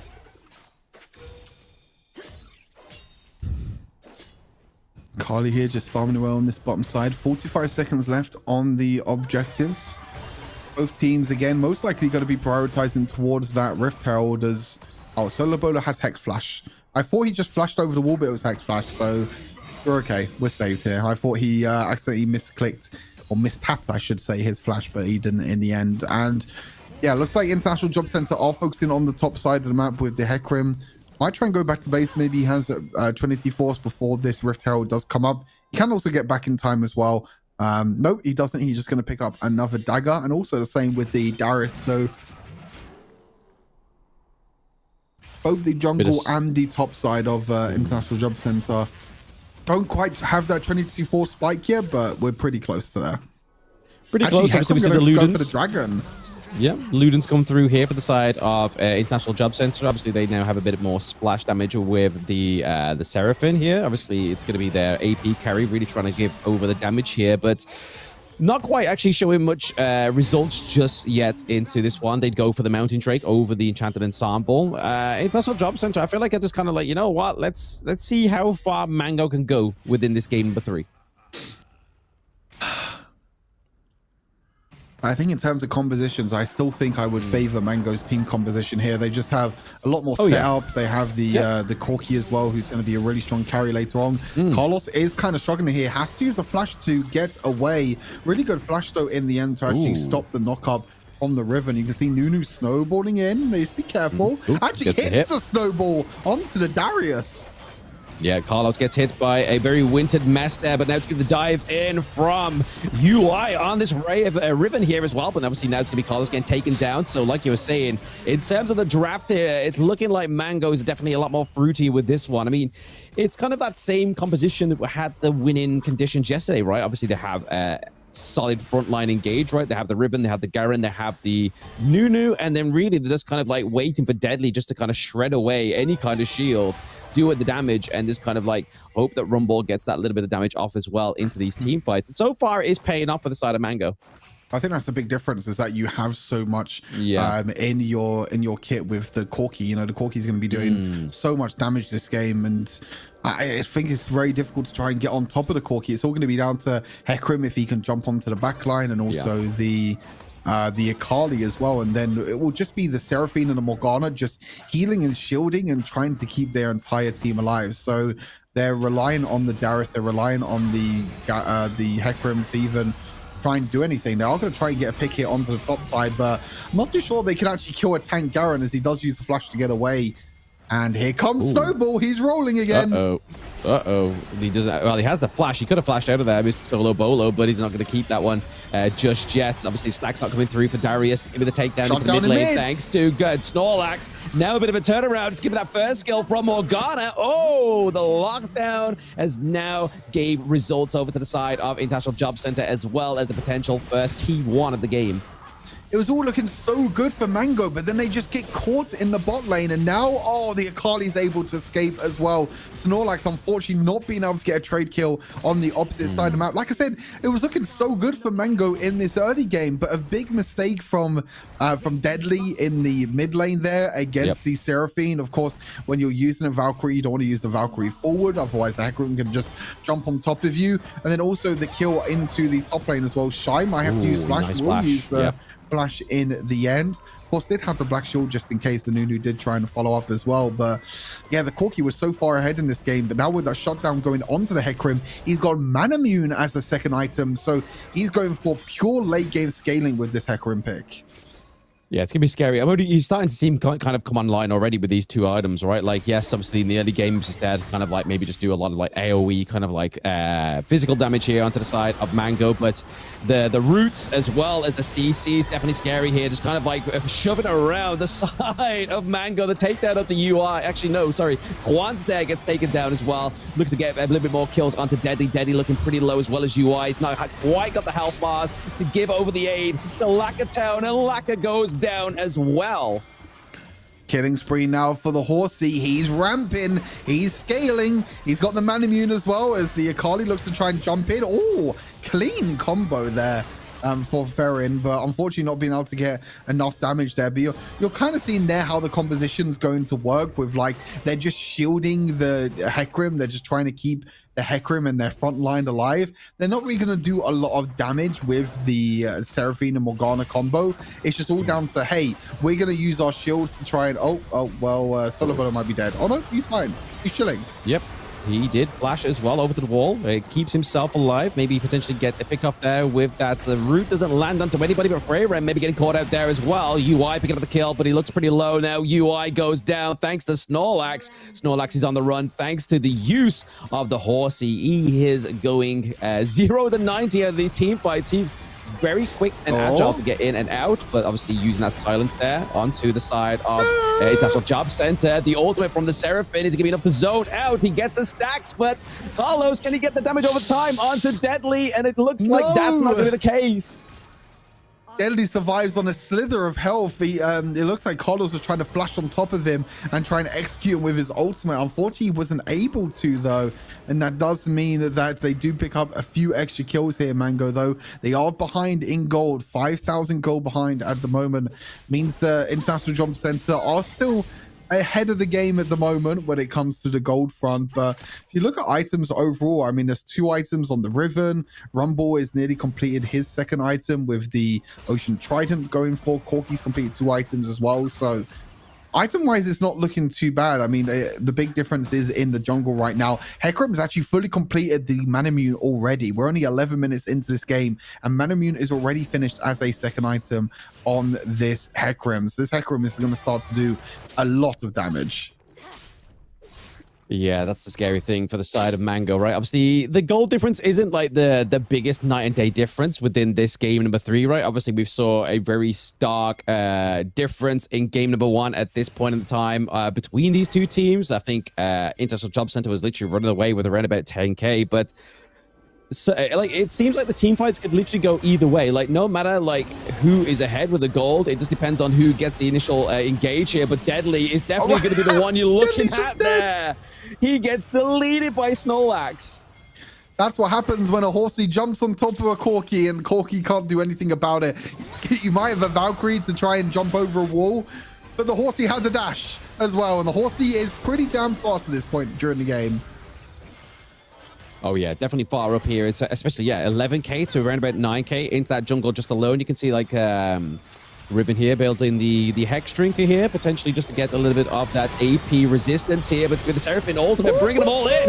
One goes down as well as Deadly and Faker Apo. I mean, obviously not Deadly, sorry. He just come back, but Lackatown, he's literally running away with a sliver of health.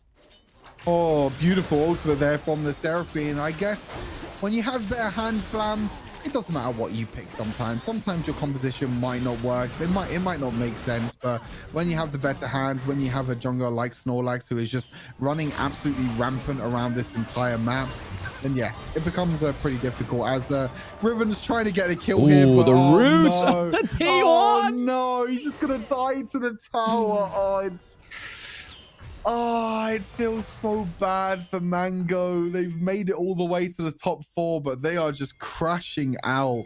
0-3 yesterday. Looks like today's result is also going to be 0-3 as well. And unfortunately for them, it doesn't look like it's going to be their day. As the Corki again. What can you do as a Corki? You have a dash to be able to escape, but that's all you have. There's nothing you can do when a rampant Horsey is running in your face. Yeah, I feel like it's a game of like poker face, right? It's like who uses the dash first, and then you just see the rest of them from the side of International Jobcenter just dive in with every kind of momentum they have. Again. Mobility skills, just this Seraphine ultimate is serving. It's bringing the enemy team in. It's getting a takedown onto Faker, Apple, and Quaint. The damage is only going to really come from UI here, but you have to commit in a close combat situation here. Same with the Garen, tries to get the dunk here onto the Seraphine, but there's just too much. The shielding's not going to come through. He goes down. We have the enchanted minions come through into the mid lane. Looking to get this inhibitor. Inhibitor mid lane, the inhibitor goes down. It looks like the bot lane inhibitor is going to shortly follow as well. And International Jobcenter, unfortunately yesterday wasn't their day. Baguettes were able to take them down, but today they looked so much cleaner, so much better as well. And they're not going to close out the game just yet, as Quant is just having a bit of a ride. Quant's having a bit of a ride around the Nexus. He's just snowballing around the Nexus at this point. That's it. He's just too fast, too furious. He's like, you know what? I may as well just get a little bit of airtime onto the Rift here right now. But I mean, like he was saying, yes, Mango currently potentially going to be 0-6 in this whole showdown, which is not where they were really hoping to be, right? But at the same time, International Jobcenter, like you said, yesterday wasn't quite their day, going up against the Baguettes, being dethroned by the team there and their ex-teammate Random. But now we have seen a bit of a commitment onto Freyren as we see a push into the mid lane, push top side of the map as well. Just a bit of a distraction here, but the status does come through. It's going to be Carlos coming in as well. Snorlax, sorry, with the help.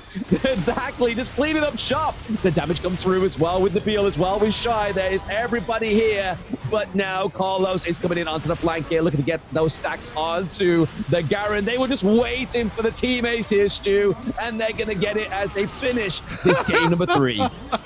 Game number 3, clean sweep for International Jobcenter. A very creative draft, just revolved around just enough shielding, enough healing, just being able to keep this Hecarim alive. And when you're going for scaling items like Manamune as well, your late game is just unmatched compared to any other champion, and it can be very, very scary. And I think overall this series kind of showed the, I guess, skill difference between, you know, International Jobcenter and Mango. I think every single draft they pulled up in this draft was just very, very clean, and they secured the 3rd place in Rift Legends Showdown.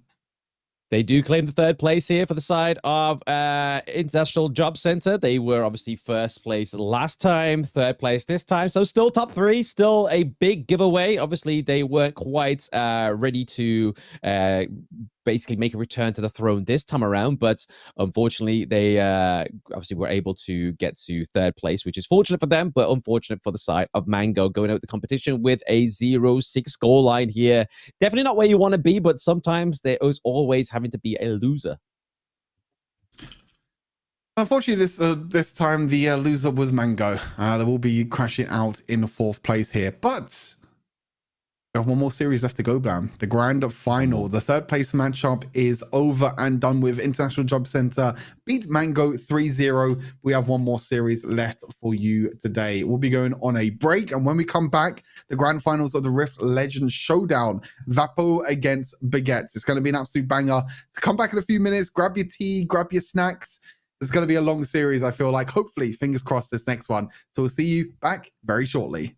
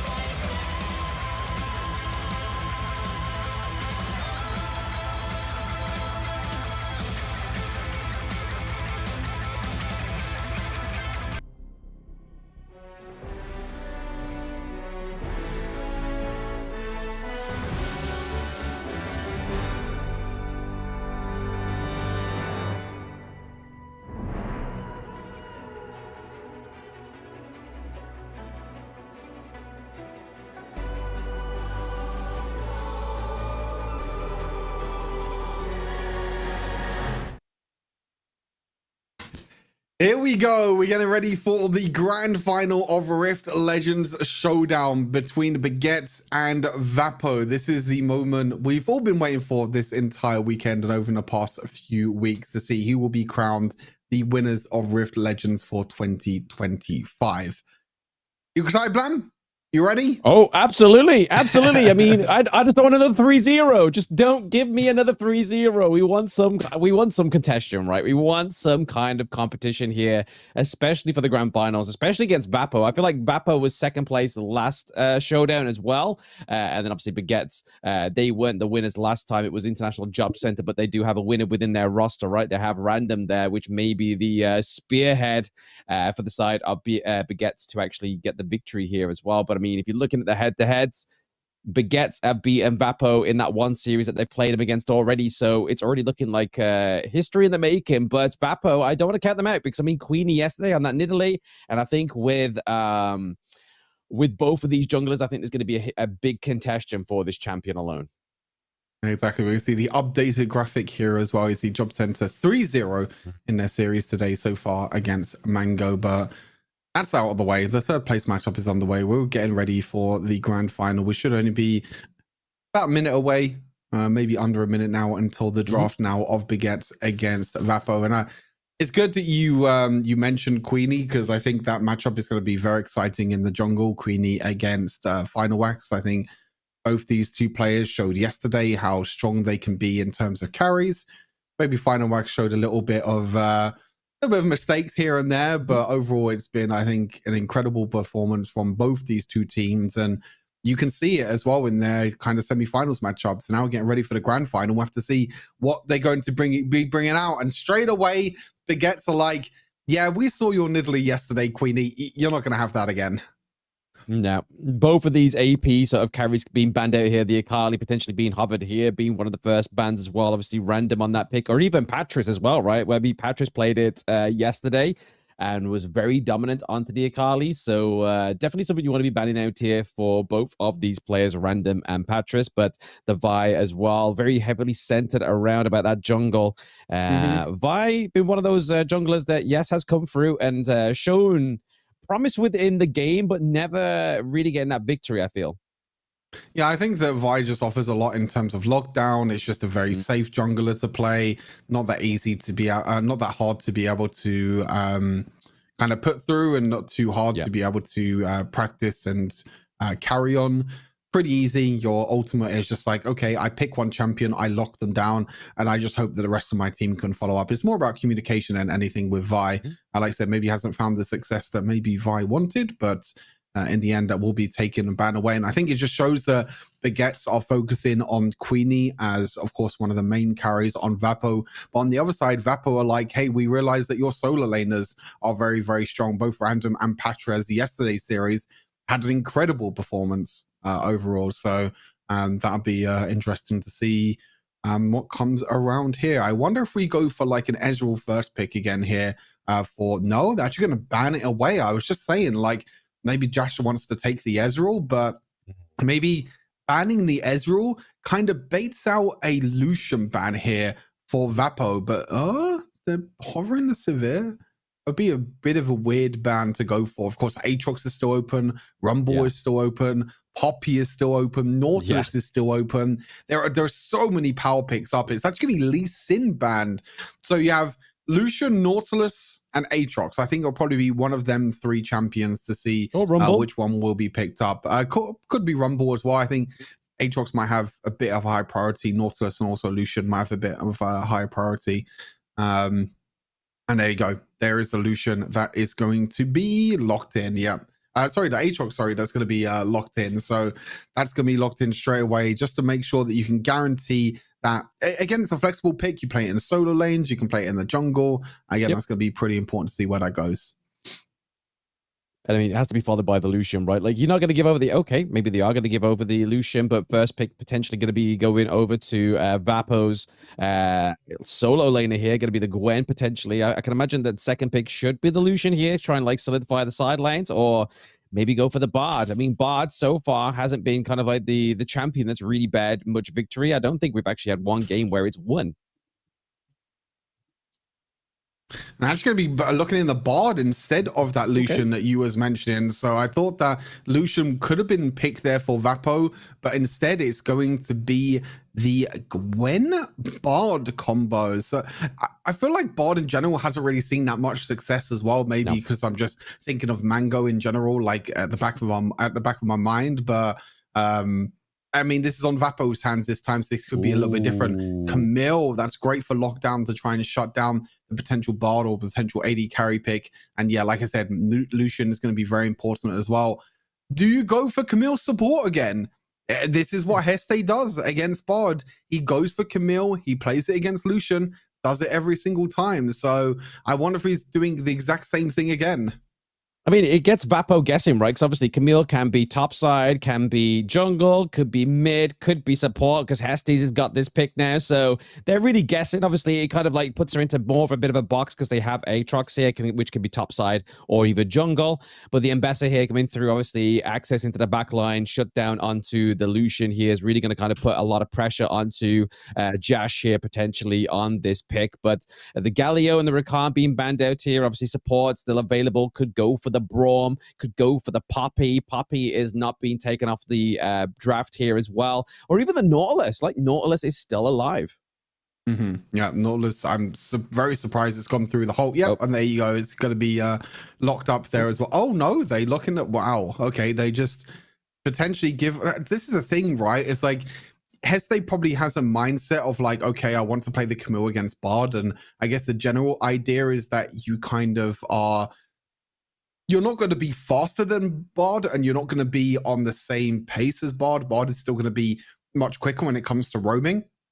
But Camille can definitely roam around a lot quicker than these other supports like Nautilus, Ornn, Galio, Rakan. You know, Camille has a lot more to be, going for her in terms of her roaming potential. So that's probably the mindset. And yeah, it looks like they're just going to lock in that Camille support again. We saw it yesterday. It worked out. We saw it in the battle last week. It worked out. Can it work for a third time in the final? They can only hope so, right? Obviously, in terms of the AP, they're looking really towards just this Rumble pick onto the side of Baguette, but onto the side of Vapo, obviously, they have the Bard, they have the Gwen as well, and now they looking to obviously trying to round out this draft with the Poppy. So we're going to go Poppy jungle here for Queenie, potentially. Top side of the map is going to be Ambassador, Gwen into the mid lane here. Yeah, I mean, I'm not really too sure where these champions are going at the moment. I think maybe it might be Ambassador Jungle. I think out of these three champions, I think Ambassador Jungle is probably going to be the better option and also the better carry. It could also be Poppy Jungle as well. I think it just depends on matchups. But on the other side, I think there's lots of flexibility on both sides. It could be Wukong jungle, very unlikely. I think it will just be the Aatrox jungle. But I think Vapo, as you mentioned, have a bit more flexibility. It could be Poppy jungle, Gwen and Ambessa in solo lanes, or it could be another way around. So we'll have to wait and see.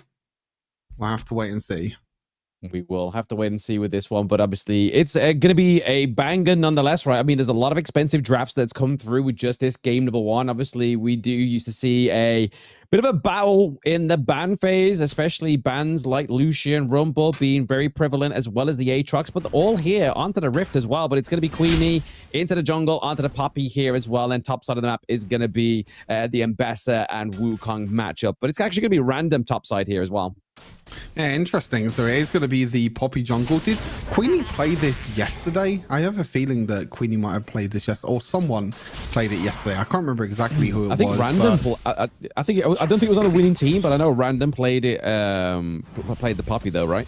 Yeah, I think there was actually, it might have been last week that I saw a Poppy jungle, and it didn't really perform too well because you're not really a carry. You're more of a tank with a lot of crowd control. And the thing is, when you do play Poppy jungle, is you want to go for more of a bruiser style, building items like Trinity Force, Sundered Sky, items like that. And it does seem like they does seem like they, you know, Poppy will struggle when it comes to tankiness in team fights. We saw randoms Poppy yesterday, as you mentioned, you know, being super tanky, going for that full tank setup, and he was being an absolute nuisance in team fights. But I don't really like this build that you're going to go for with Poppy, but you don't really have a lot of options when you're going for that Poppy jungle. Yeah, mainly just being there to kind of like serve as a front line here. I mean, we did see yesterday that Hank had a fantastic performance on the Severe, and the only time that the Poppy actually came through was literally yesterday with Baguettes here, but it was actually Random that got it. Oh, the very clutch kills here. Obviously, the Ignite comes through as well from Patras here, was able to kind of almost burn down Lilo. A very close kill here, coming in with a bit of engage here. Queenie might try and get the flash in, gets the dash. Why overzealous? But okay, maybe, just maybe, Final Wax is able to get the kill. Unfortunately, not gets the dash out of there as well as the flash.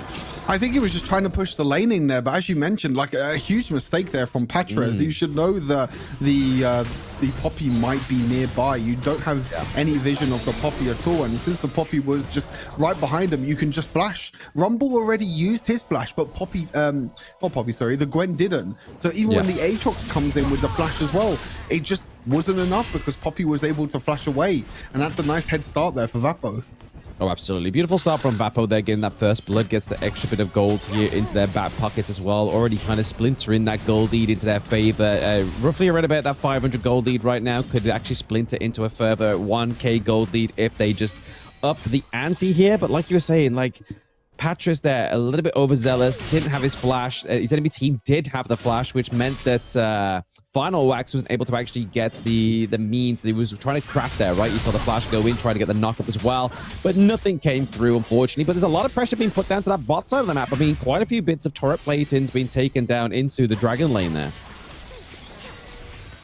I believe Heste has demolished this game, so I think that's why there's a lot of tower players going down as well. There's a bit of a trade in the mid lane. Rumble actually forced to use his equalizer, I think, just to push up the lane so he can recall and go back to base. Yeah, both mid laners going back to base at the moment. But like you said, a lot of aggressive plays in this bot side, but you can see the demolish is the plan here for Heste. Wasn't able to demolish this time. A little bit difficult against this Severe, since she has so much movement speed that becomes so much wave clear, and movement speed that becomes very, very difficult to try and take down some of these tower players. A little bit of a 1v1 tit for tat top side of the map here. We have Vapo's top laner going head to head against Random. Trying to get a little bit of a leeway there. Obviously, he was able to get one bit of turret plating for himself. Obviously, extra bit of gold going over to the side of Vapo, as they are still maintaining that gold lead for now. It's still only a few hundred, but it's definitely the situation you want to be in, right? Especially going against the favorites, as we would say, right? Obviously, Baguette's performance yesterday was definitely a dominant one, to say the least. But now, obviously, once again, just going for that one-for-one. Pillow talk between these two teams right now. Obviously, a bit of a rotation from Final Wax, maybe trying to get the setup here, but is found out by the Poppy. Oh, they're actually going to look for a play into the bot side here, as I believe the flash was burned there. Yeah, flash was burned by the Rumble, and the ultimate comes on through in the mid lane. Bit of a defensive use of the ultimate, but actually just stops the tower play-ins and stops the gold there from the demolish from the Camille. Pretty smart reactive gameplay there from Susano to try and stop the tile platings and the extra gold coming on through. But as I mentioned, the magical journey from Bard can be very, very strong, because you can look to try and make plays where enemies don't have vision of you. You can just come from out the mist and come from out the fog of war and just do so much. But Final Wax, that is not where you want to be. You're dashing over a wall when Bard has his first ability, and he could just stun you up against the wall, and you take so much damage, and he had to actually force his flash. Oh, Lilo maybe get taken down here. The shield comes through. There's going to be Hesty's coming in with a bit of engage as well. They don't have to use the X-Tech Elder Maiden, and there it is. It's going to be that pressure that was already formulated down to the bot side of the map that really made Lilo, the takedown onto Lilo, a very fruitful one here for the side of Baguettes, and they look to try and take this T1 down to the bot side as the neutral objective comes up. You do see that Hank is on the rotate as well on the Severe, but is he going to have enough damage at level 7? Exactly. Crazy. Very aggressive play there. Yeah, that was a bit crazy. I mean, that's an AD carry making a flank, by the way. That's an AD carry looking for a gank. That's a little bit too crazy for my liking, to be fair, but he was able to force out both the Aatrox, and it looks like both the other two solo laners are staying on the bottom side of the map. So that is going to be Dragon over to Vapo, but they're a little bit slow on this rotation up towards the Dragon. So Trinity Force is completed here for the Poppy. Does actually charge his ultimate, but isn't going to be using it just yet. But for now, they're both teams now are going to try and prepare for this Rift Herald fight. Yeah, random in with Hestes as well. Hectic ultimatum into the Cyclone. It's going to be trying to get a takedown onto the Ambassador. Has to force a flash. Finds a way in with those luscious legs of Camille, but that's actually be able to just drive them away from potential Enchanted Ensemble here. Yeah, exactly. The ensemble is going to get taken. It's going to get taken away here and probably be put up on the side of Baguettes as you're going to take the Baron down, hopefully. And try the Rift Herald down, then try and push that tower advantage as looks like there is an issue, unfortunately. F's in chat. We're seeing a very updated bracket right now. There's been no score lines being updated, but there we go. We're back into the team fight. Oh, we're back. Nobody died, so that's a good thing. But the Enchanted Ensemble looks like it did go over to the side of Baguette as well. But the clean-up kill, top side of the map for Vapo. Yeah, so Herald was gone to... Okay, so Aatrox did get the Rift Herald in the end, but like you said, the cleanup kill in the top side. So overall, still in favor of Baguettes here to be able to take that one away. And again, kind of use that advantage early on. And here comes the power of the Aatrox. Great use, though, of Mbessa's second ability there. And... Bard ultimate used defensively. A little bit too late on that Bard ultimate, if I'm totally honest with you, as Mbessa was already away in safety. So, yeah, that's quite fun. Exactly. Very fun play there from the Poppy. I mean, we have quite a very low kill game as well. Like obviously 2-2 so far, around about going into that 9-minute mark. So there has been brawls, there has been potential setups here for both of these two teams, but no real clear takedowns other than obviously the takedowns onto Rumble both times onto the side of Baguette. Obviously, Pat just not quite having the greatest game on this Rumble just yet.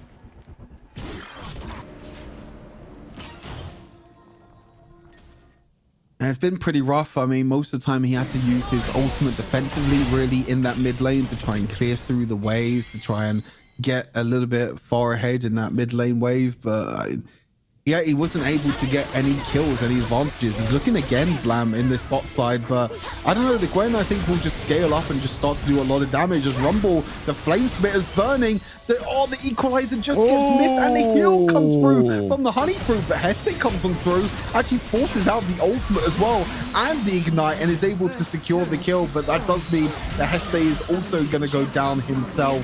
And that's a 1-for-1 trade, but they were able to get the tower in the bot lane, and they tried to get the tower in the mid lane. The Bard ultimate was used, but that mid lane tower will still go down. And now Final X gives that opportunity to go up into the top lane and get a third tower. That's all 3 towers taken within the space of 45 seconds, Blab, in every single lane. Exactly. The macro definitely played into the favor of Baguettes, right? They are able to clean up all 3 T1s. Yes, obviously team fights and kills are going up to the side of Vapo, but what good is a kill if you can't translate it into another objective by trying to steal either the neutral objectives here, maybe try and go into the enemy jungle whilst you have that space, or even at the least a T1 turret, right? But the side of Baguettes, they're playing the map rather than playing for the team fights right now, and it's definitely paying their dividends as they're around about 2k gold ahead at this point in the game. See what they can do here for the side of Vapo to see if they can find a way to come back into this one. It looks like they are going to be taking the next Dragon, so maybe this could be the very rare scenario where Dragon Soul could be on the cards here. But meanwhile, on the other side of the map, the Baron has been started. Nope, they've just taken away, and actually they didn't decide to take the Dragon in the end. I guess they were a little bit worried that Baguettes would actually start and rush the Baron as they're taking down the Dragon, so they just instead don't risk it. Equalizer does come on through, but it's more of a zonal equalizer as it doesn't really get much damage through, sorry. Yeah, it's only the way the side of Vapo right now is going to be the Baguette, but obviously now they're trying to get the stun onto the wall. That's a crucial crowd control right now coming through for the side of Vapo. They get the takedown of Random, so they're now currently playing a 5v4 into this team fight, definitely into the favor of the Vapos as they're just chunking away this damage. The AP damage is coming through here for these two teams. Flashing from Hank, the status is going to claim the kill onto Jash. He's able to get out alive, but Hestus on the other hand, he gets taken down. And now it looks like Patrice going down as well. And where Vapo shined is in these team fights.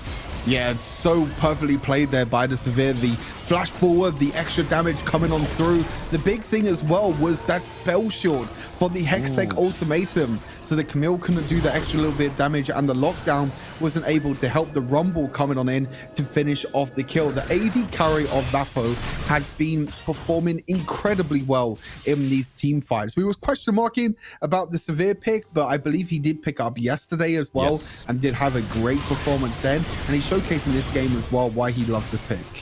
Oh, absolutely. He's definitely very comfortable on this champion, right? It definitely had an amazing performance yesterday.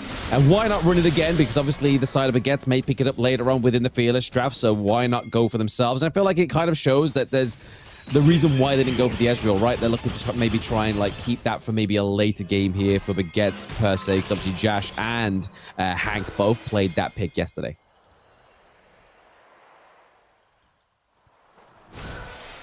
Vapo now the ones that are on the forefront. They're the ones that are going to try and take control over this Baron Nashor River. They are still behind in gold, but I think at this point during the game plan, the gold difference doesn't really mean too much. There's like 1,000 gold ahead in the jungle, but the top lane is 1,000 gold behind. There are 300 gold ahead in the mid lane, but 200 gold behind in the bot lane. Like, these gold leads are very, very small right now. It's overall just a 1,000 gold lead in total, and it really comes down to, like you said, the execution in team fights and really trying to shut down the Severe. The Severe's at 3 items now. Bloodthirster, Navori, and the Mortal Reminder all completed, and that's a scary time to be a Baguette fan. Exactly, especially with the Mortal Reminder coming through here as well to kind of trying to mitigate any kind of healing from Final Wax's Aatrox here also. But I mean, right now, like you were saying, Stu, like the execution, because of the negligible gold lead into these team fights, seems to be keep going over to the side of Vapo. Vapo know how to position with Severe here, obviously know how to play her very aggressive as well. And I feel like the setup potential here, Susanoo's Bard has definitely been one of the best we've seen throughout these 2 days.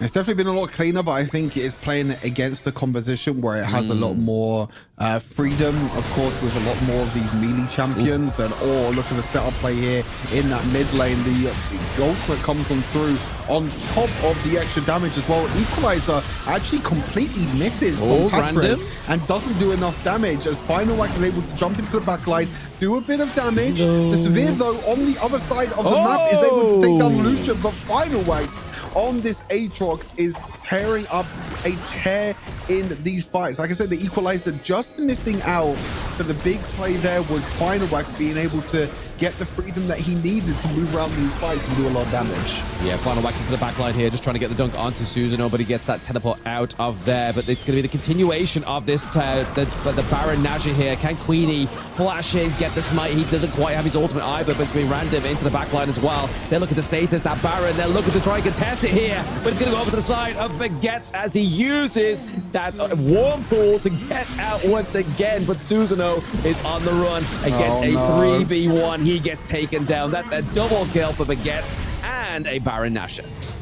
Yeah, you were seeing in the end that Final Wax was just kind of waiting until the Bard ultimate came on through, because the Bard ultimate stopped the Baron Nashor from going down, and it actually allowed Queenie to flash into the pit. But unfortunately, it just came down to a 50-50 smite fight. Queenie actually didn't even use his smite in the end, and Final Wax wins that fight. Very risky for Baguette, but having confidence in your jungle is so important to make sure that they can try and smite these objectives, and they have the confidence in Final Wax to be able to carry. And there we go. That, ladies and gentlemen, is why the Aatrox gets banned over and over again. 5-0 now on this Aatrox.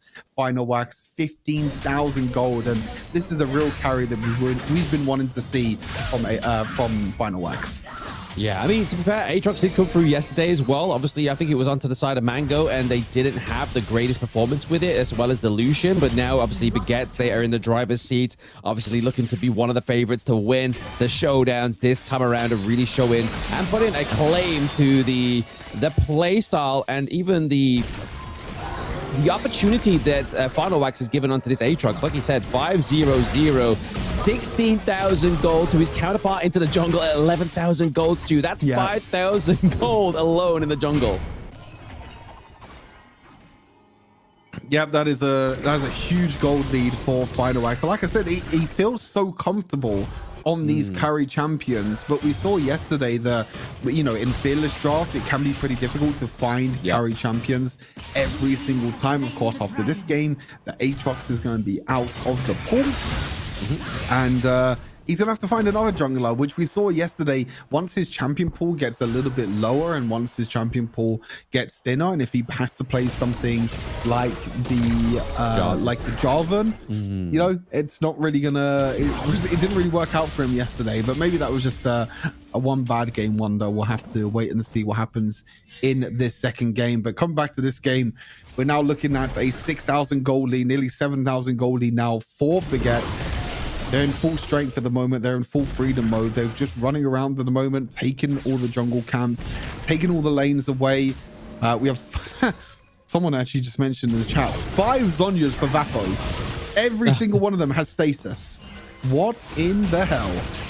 Hey, why not? I mean, they can launch the status from Susanoo as obviously ultimate there as well to obviously cause the status onto the enemy team, but they've also got status for themselves. So it's kind of just like a waiting game, right? Like a bit of a 4D chess play move, but already seeing the difference of playstyle between these two teams is game number 1. We're getting the Elder Drake come through for this best of 5 between Baguette and Vapo. So you're already starting to see the difference here between Mangoes and obviously International Jobcenter as well. That obviously we're able to get to this late game potential and this late game mechanic.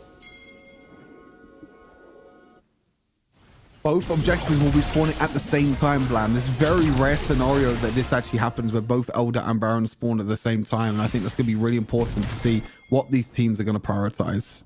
Literally a second difference. Look, it's like 3, 2, 2, 1, 1. It's like very neck and neck here. So coming online is going to be the Elder Drake first, and then the Baron. Look at Final Wax. Yep, he's looking to kind of formulate around about top side of the map here. Maybe just try and get a little bit of a extra bit of gold here as he tries to just formulate some kind of resources coming through.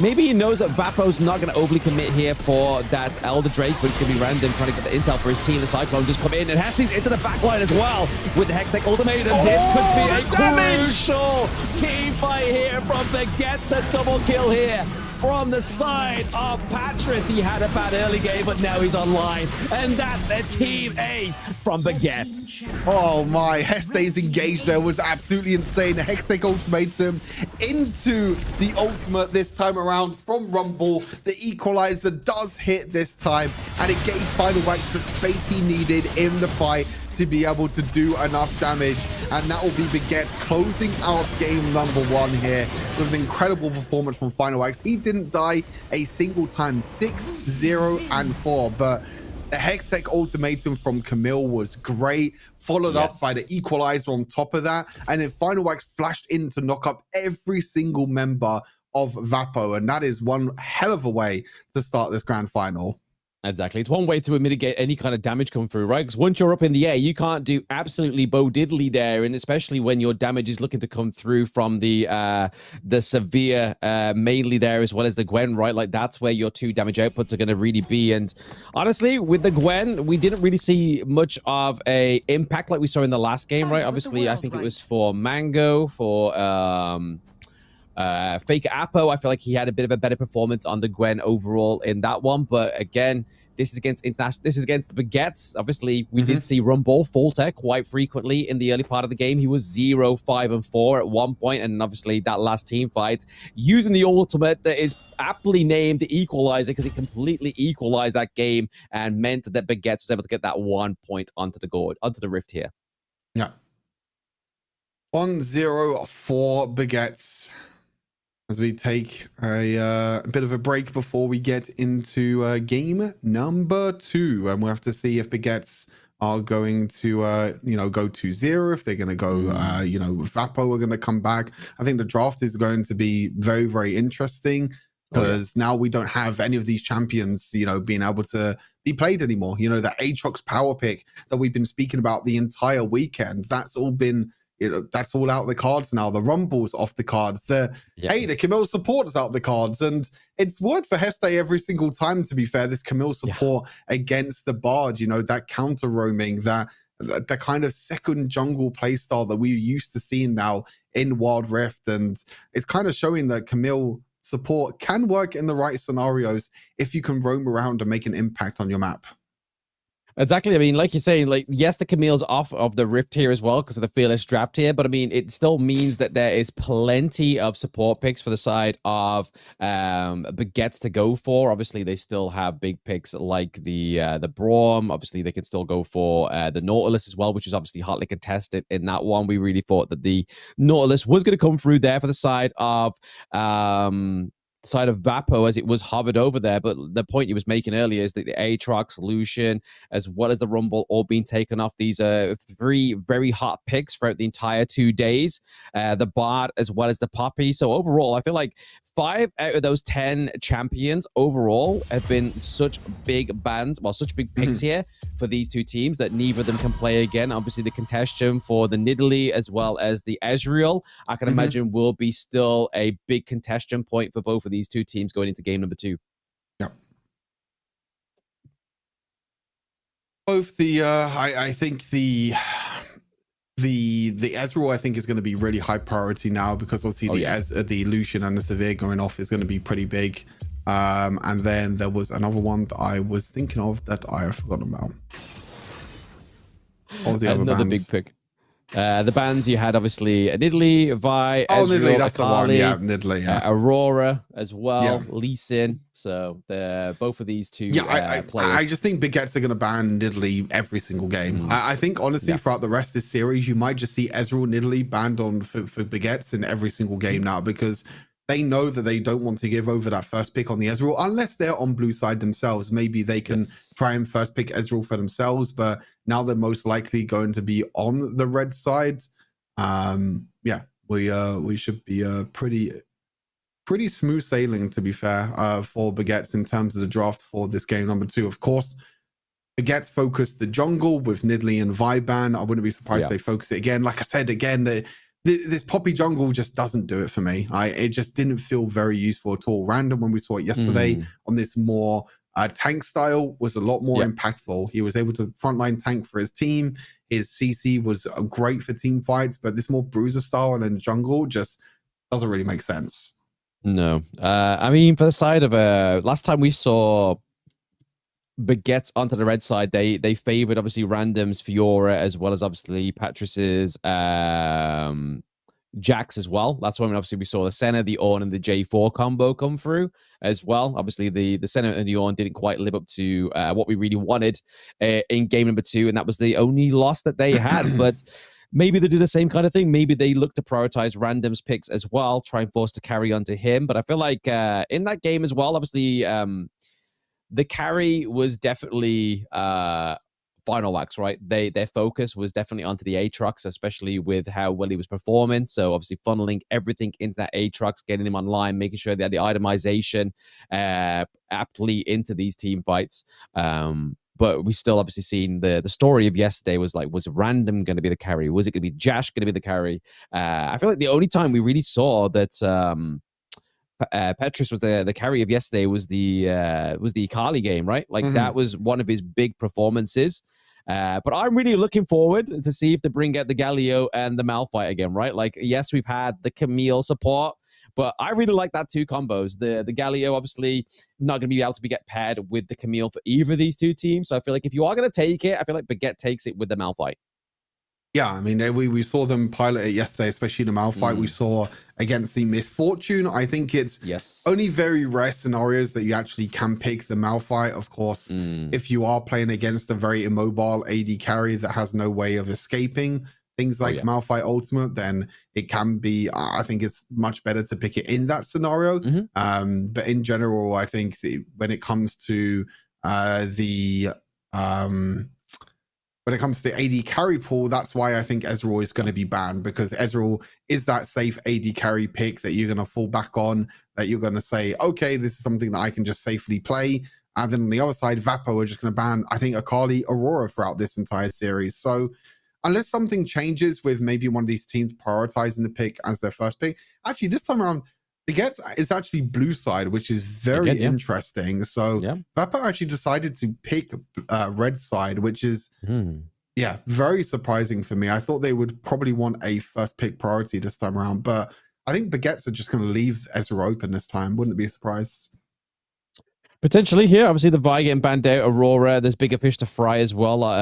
But then again, the bros like prioritized thirst ban wave champions like the Poppy, the Akali, as well as the Aatrox, and the Lucian and the Bard and the Rumble. They're already been taken off the board right after the Rift here, but the Asol here, which we saw yesterday, Lilo had a potential solid performance on that one yesterday as well. So the Asol is definitely a little bit more of a comfort ban here, banning out the Ezreal, maybe trying to like force that out, but they could potentially go for the Fiora that was banned earlier. Maybe even the Lee Sin here for final wax, but there it is, the Fiora.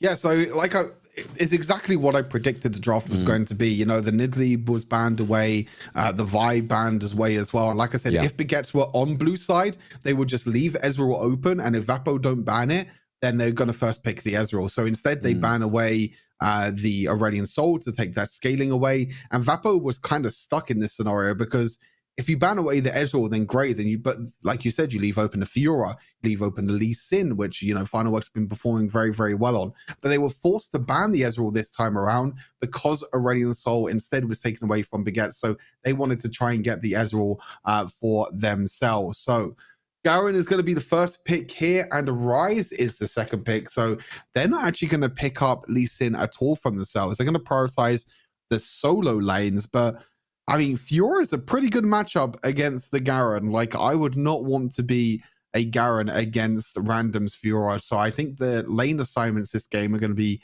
very important to try and put this Ryze against the Camille.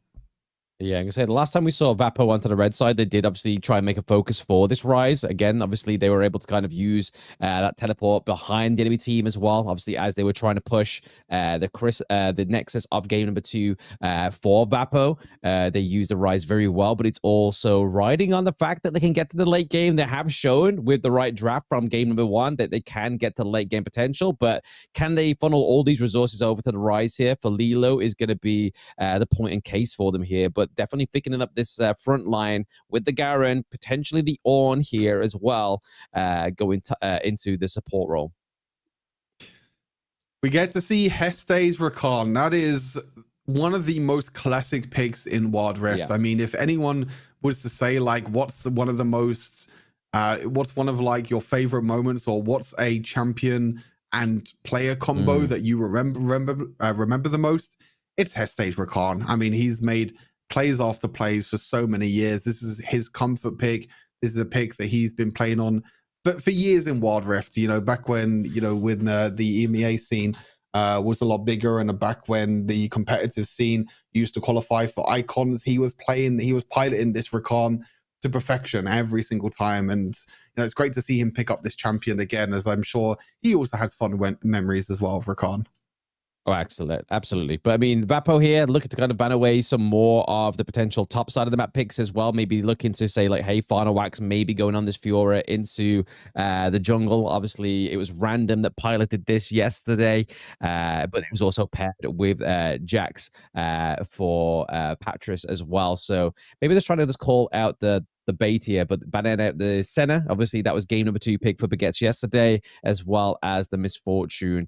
But it still leaves open the potential of the Lee Sin here, which was banned in the last game. It's going to be a big pickup here for Queenie. Maybe he can emulate the kind of carry potential that he had on the Nidalee here. Be very funny if we see Final Wax potentially looking at going for either, well, Patris or Final Wax, or I mean, I'm going to say Hesti because we have the Rakan here, but we have the potential of that Gragas into topside or even mid. Like, potentially random could pilot this as well, right? I would very much think that it's going to be Gragas jungle. I don't think Gragas lane just isn't really a thing unless you play like him Bruiser or tank Gragas in the top lane. That's the only time. It could be a thing though. Looks like they might try and do it for themselves, and they might try and go for this more Bruiser style. But the problem is with Gragas is that his wave clear is just so slow. And yes, it will be the Hecarim locked in. The problem with Gragas, and excuse me, actually one of the buffs that happened recently to Gragas is that his wave clear was way too slow. His barrels with his first ability, he wasn't able to clear waves quick enough. And when you play against these control mages, like if you see this game like Gragas against Ryze, this Ryze is going to struggle a lot. If you play Gragas against Garen, even then Garen's just going to have so much more wave clear. So yeah, that's going to be very, very interesting. Wait a second. They lock in the... So this is going to be Ryze AP carry. Okay, wow. They switched out completely. So instead they go for Yone and Garen in the side lanes, Lee Sin in the jungle, and Ryze is going to go on the hands of Hank as the AP carry. So very interesting turn of events. They obviously don't want to put this Ryze up against any of these solo laners. Of course, Fiora can be a little bit difficult if you get Dove on. I think Ryze has a pretty decent matchup into Gragas. Like I said, you can't really do too much as a Gragas. You're kind of free scaling at that point. Yeah. But I'd rather put it in the mid lane instead, which is a pretty interesting turn of events. Very interesting. Obviously, it's the first Yone we've actually got within the Showdown as well. So definitely a debut pick here, as well as the Gragas is a debut pick as well. Obviously, Hecarim we saw in the last game for International Jobcenter. A little bit of maybe influence here for the side of Baguettes from their former comrades. But it's going to be obviously Final Wax going on to that pick. Jash onto the Zeri, which we saw a phenomenal performance yesterday with that one as well. I don't know if that was a game that they actually won or lost yesterday, was the Zeri for the side of Baguettes. No, yeah, it was game number 3 with the Malphite and the Galioso, as well as the Nidalee. So really, onto Jack. Mid lane, random back into the top side of the map as well on this Fiora. I think the most important thing here is that you do have the phase rush on the Gragas and also the teleport. So I do think this is going to be a more tankier version of this Gragas build. So I think that's going to be the really interesting part. But yeah, I mean so Lilo is on the right. I mean, this is right? Is it right? Lilo on the rise. Lilo that makes sense. Okay. Lilo's mid lane. So I mean, Lilo's usually Hank. The mid laner, right? So Hank, the AD carry is now on Yone. Yep. Wow, that's an interesting turn of events. That is pretty weird. I mean, can an AD carry pilot a Yone? That is the question. If it was my Yone, I would probably say no. But hey, that's why I'm sitting here talking and yapping about the game, and these players are on this side instead. So, and that's why he's got the very expensive Yone skin as well.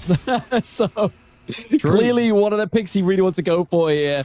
But I mean, it could bear a lot of access into the backline, right? Especially when you're really looking at that Zeri that's going to be kind of poking and prodding the side of Vapo for a very long time. But top side of the map here, 1v1. We have random force at the flash of Vapo's top laner there as well. So Garen has no flash for quite some time. Yeah, Garen does have the teleport, but of course Fiora taking that barrier, going for more combat summoner spells and going for more power when it comes into the 1v1. You're seeing that Garen has to flash away. This matchup is terrible for Garen. Like this is one of the worst matchups for Garen because Fiora can just proc the vitals for free. The Fiora still has barrier as well, by the way. And look, he's come back to lane, and the barrier's going to save him as well. Garen just used his teleport to get back to lane, and he comes back to lane. Random solo kills him with the barrier to save himself as well. And yeah, this matchup just gets worse and worse. Like I said, it's a very weird decision that you see Camille first pick, and you think that the best matchup with that is a Garen. Like, that is just, you're just counter picking yourself at that point.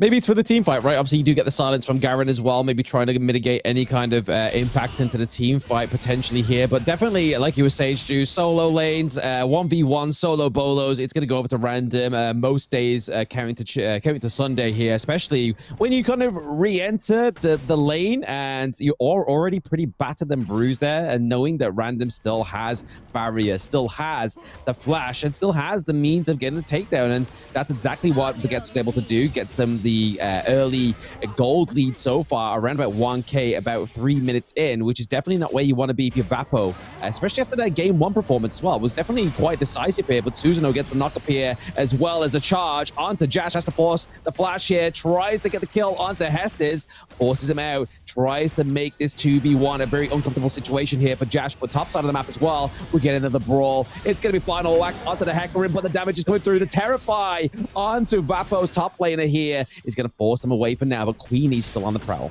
Very, very close exchanges here, both in the both in the top lane and also the bot lane as the mid lane. It looks like to be a fight this time. It's actually, we missed a kill in the bot lane. Ornn going down, and the 2v2 kill does go in favor of Jash and Heste in the bottom side of the map. That's a really, really big win going ahead here against the Rise. As looks like the Gragas going to be able to try and do a little bit of work here. Isn't going to be able to unfortunately do enough damage, but that's a huge 2v2 kill. So we just saw Ornn use his flash because he tried to tower dive the Zeri, but instead it's just come back to buy him because now he doesn't have that flash. He could be completely caught out. Exactly. He was definitely very vulnerable there. Didn't have the ult, didn't have the flash. He obviously could have used this charge as well. Probably did try and use it to get out of there. But when you're going against a Zeri that has poke, that has that kind of a gap closing potential here on this champion, is definitely not one you want to be playing against or trying to be cocky against, especially being piloted by Jash here as well. But I feel like Patris is definitely doing like the Lord's work here into the mid lane, really mitigating Hank onto this Yone, using the belly flops to just kind of like stop any means of tempo or ways of trying to get that those combos off to deal the damage of the Yone.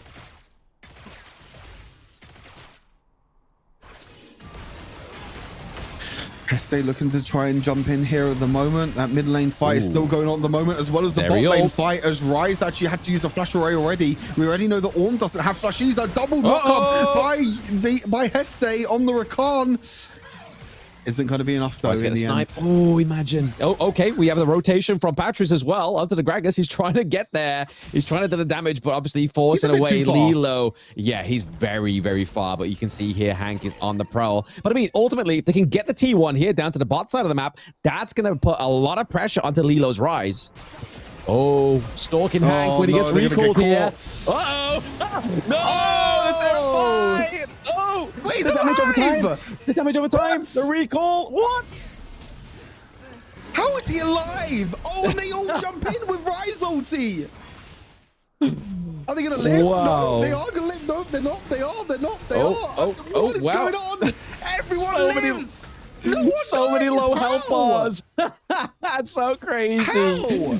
I have no idea where all those clutch like heals or any little bits of like health was coming from there as well. It was definitely obviously well needed by these players because they stayed alive. They denied the deaths here. And now obviously the neutral objectives are up. You definitely want to be in this position of power. Queenie as well as Hank looking to kind of test this one and run down the Enchanted Ensemble. But Hestes is coming through as well with the quickness. It's not going to be able to get the steal, but they're able to get the kill onto Hank here. Can the side of Baguette get a little bit more? Oh my, oh my, oh my. They're able to secure that Rift Herald. Jump away to safety. That's the extra mobility there from the Lee Sin coming into play. As they're now going to look to try and go towards this dragon, or maybe even just try and bait the dragon in the end to try and stop the side of Vapo from taking it away. Gold leads, only 2,000 gold at the moment. Yeah, Final is like, yeah, I don't care about this dragon. My entire bot side jungle's up. I'd rather take that instead.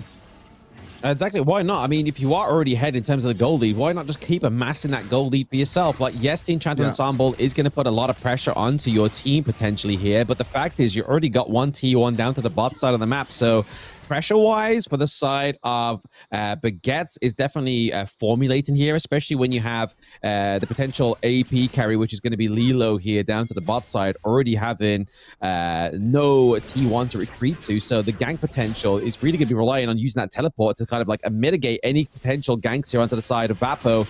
But it's going to be Queenie here. The quickness from Hestes on the Ricard is trying to get the lockdown, get the intel for the side of Baguette, but the Ornn ultimate does get the knock up here as well. Random gets locked into place as well. Random goes down. That's going to be a bit of a curling fall here, but now Josh comes through. My Little Pony, he's getting the kills, and double kills going over to Final Wax as well. So overall, big trade here for Baguette.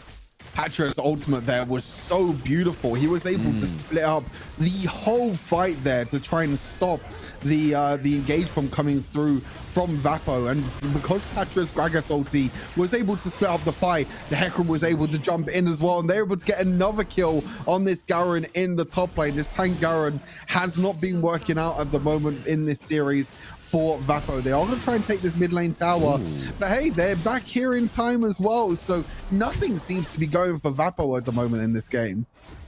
Unfortunately, I mean, they are throwing everything at the side of Baguette, which was kind of the same thing they tried in game number 1, right? Like, they were definitely kind of like trying to match the pace, match the tempo of the side of Baguette. I mean, they are doing well in terms of obviously neutral objective acquisition here. They get both the Drake as well as the Elder Drake, as the Enchanted Ensemble as well, but not quite able to get that T1 into the mid lane. But there's quickness as well within that second skill. The knockup is aiding Random with that other kill. Hank has to try and recall back, but he's going to get met by the takedown of that T1 into the mid lane. The pressure is on onto Vapo here. The rotation from the Garen is going to be the saving grace. Yeah, Random right now is kind of running rings around them right at the moment. You can see the gold lead as well. This Garen is just being put further and further behind. Even the Rise as well. This pick in the bot side of the map, this AP pick has not worked out for Vapo in this game. They tried to go for the scaling composition with the Rise and the Yone, but again, it's kind of this anti-synergy between some of these picks. Like, Lee Sin wants early game tempo. Lee Sin wants really early aggressive champions that can set up plays for Lee Sin, that can try and work around and try and do stuff. But your side laners are Garen and Yone. I mean, Yone can do a pretty good job of setting up plays, as you can see here. Yone trying to set up the play here at the moment onto Random. Don't think they're going to be able to get the kill. Unfortunately, Lee Sin does clean up in the end, but the quickness from Heste and the fear from the Hecarim is enough. And now Heste's jumping all the way in. He gets another knock up, and this is why we call Heste the best Rakan on the Rift.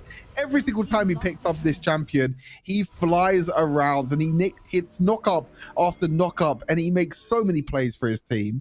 Oh, absolutely beautiful plays here. I mean, the quickness came through very clutch as well. Obviously, we did see the takedown of Random very early within that one, but then obviously Queenie, he got kind of hit by the fear, stuck into the wrong side between a rock and a hard place here for Vapo, and now Vapo is at the victims of around about a 6k, 5k gold lead now, right now, and that's something you don't want to be kind of like faltering at around about that 11-minute mark. This looks like it could be a much quicker game number 2 here for the side of Baguette.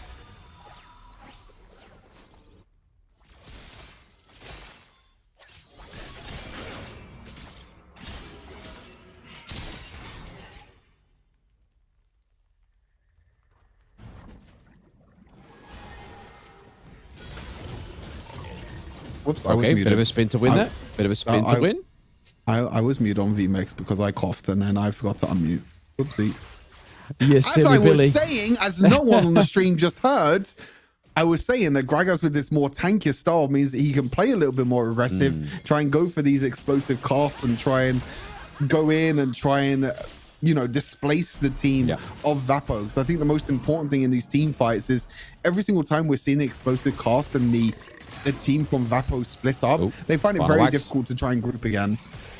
Final Wax took a lot of damage there within that little skirmish into the enemy jungle right now, but looks like it's going to be okay for them. Obviously, they are not going to be pushing or even trying the Baron Nashor just yet. You can kind of see Queenie, Lilo looking a little bit like headless chickens here, maybe trying to get a bit of a position here. It's been a grand entrance as well into the back line with a quickness, with a flash. They're looking to keep them in place with that charm. The casket comes through, breaks away the part of Vapo, and they're looking for more. Garen is able to escape with a little bit of health. Hank hiding on that T2, but there it is. The Grand Entrance comes through with the belly flop. Double kill going over to Jash. Unstoppable for Josh now, 5-0-3. Jungle is 4-0-2. Este has 11 out of the 12 kills participation for Baguette this game. He's been everywhere on this map, and it was his ultimate again. Huge setup play for his team. Looks like the engage might come on and hit through here, but he's in. Can he steal it? Oh my god, was it Smite on cooldown? I think his Smite was on cooldown. The Baron was like 200 HP for a good few seconds. I think Queenie's Smite was on cooldown, so he couldn't secure the Baron. So close though, trying to get the kill there in the end. Yeah, very, very close for Vapo there, trying to claim that steal. I mean, it would have been definitely a Sheila's steal there if it was able for Vapo to kind of try and get a turnaround, because they are behind by about 6k gold, right? Like, they don't really have the measures into the top side of the map here, which is obviously where randoms really starting to shine. Mid lane got taken down. Obviously, it was literally a kiss of death away for them to actually take that T1 into the mid lane. But now, obviously, Baguettes, they'll look at the further and open up at the side of the rift onto Vapo here as well. And very low kill game as well for Vapo. Not quite being able to get those same executions into the team fights as we saw in game number 1. But Queenie having a bit of a hard time down to the bot side of the map with that 2v1 against Patris and Hestes as well. That is going to be a great fear move here from Final Wax. Tries to get the shutdown. The status does come through. It's going to save Hank for now, but it's only going to delay the inevitable. That T2 down to the bot side of the map really opens up, as well as this T2 into the mid lane. Yeah, unfortunately we missed that play in the bot side, but it was a really good dive there from Heste to try and get on through onto the bot side of the map and also open up that tower for Baguettes, and that really opens up the map in general. Again, another game where no towers are really no dragons are really taken. Only one taken for Vapo this time.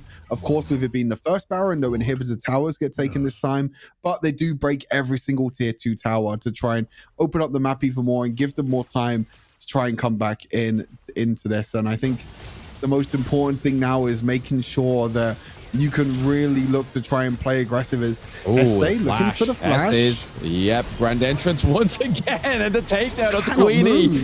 He is the playmaker, and when you don't have a playmaker, you can't make the plays for Vapo. Hank tries to go for a bit of a saving grace into the backline just to drive away Baguette, and was able to do it. Oh my, Heste is just finding knockups every single time. Like the original get engaged onto Lee Sin, the Hecarim Fear on top of it as well, wasn't able to escape. And then he flashes forward and he gets another double knockup. Like he just finds these opportunities that no one else would see on Rakan, which I think is the crazy thing, that he finds these opportunities. He finds these angles on Rakan that can really turn a team fight around. Exactly. I mean, he starts the engages. He can obviously do the counter engage as well. Obviously, we are seeing a bit of a push here from Vapo. The spin to win on the Garen, just trying to kind of force away the side of the Baguettes right now. But still, just a further gold lead being cemented here. 12k gold lead right now, Stu. This is looking like it's getting out of control for Vapo. It's been out of control for quite some time.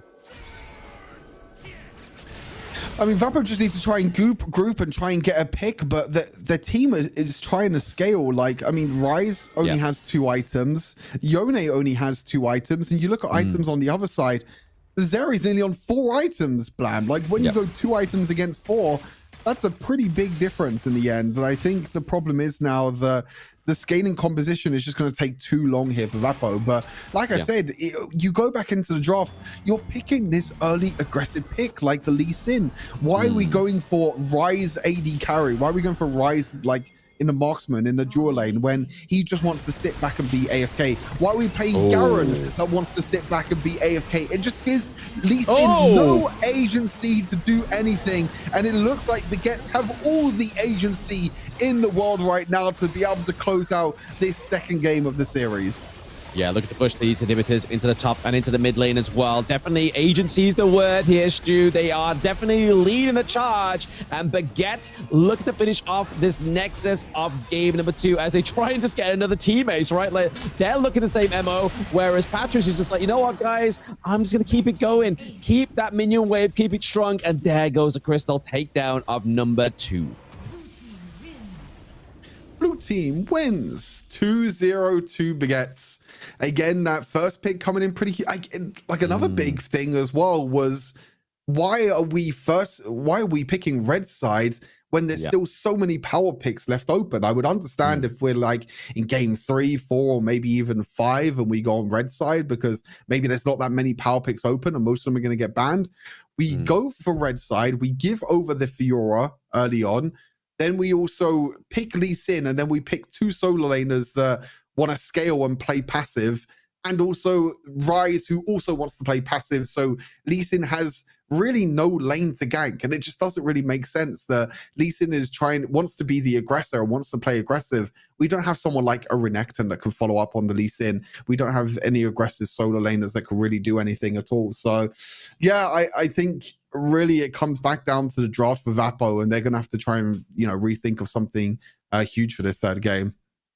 I think those was probably just reacting to the means of what they got to in game number 1, right? Like they were able to get Baguette all the way to the late game. There's maybe like thinking, you know what, maybe the Rise is going to be the potential insurance into the late game for us here, especially with the plays that they had yesterday against Mango. But Mangoes and Baguettes are 2 different foods, and these 2 teams are 2 different beasts, right? Like they are definitely night and day difference here. Baguettes, you aren't going to be able to kind of take to the late game when you have, obviously, like you were saying with the Lee Sin, having to kind of get that early to mid game push, but then no follow up from any of the other side laners here was kind of maybe like a bit of a draft diff, and maybe they're trying to emulate it with the Garen. Obviously, sometimes it looked like it was going to be fruitful, but I feel like it's just the early game from Baguettes that just really curtailed any kind of advantage or any kind of comeback here for Vapo. Just looking through here to see if there's any other prio picks that could be picked up this time around. Again, I'm kind of thinking about the AP picks that could be picked up. Yes. Of course, Rumble is off the cards, Gwen is off the cards, Rise is now off the cards as well. Trying to think of other AP champions that can maybe come through. Mordekaiser could be pretty important now.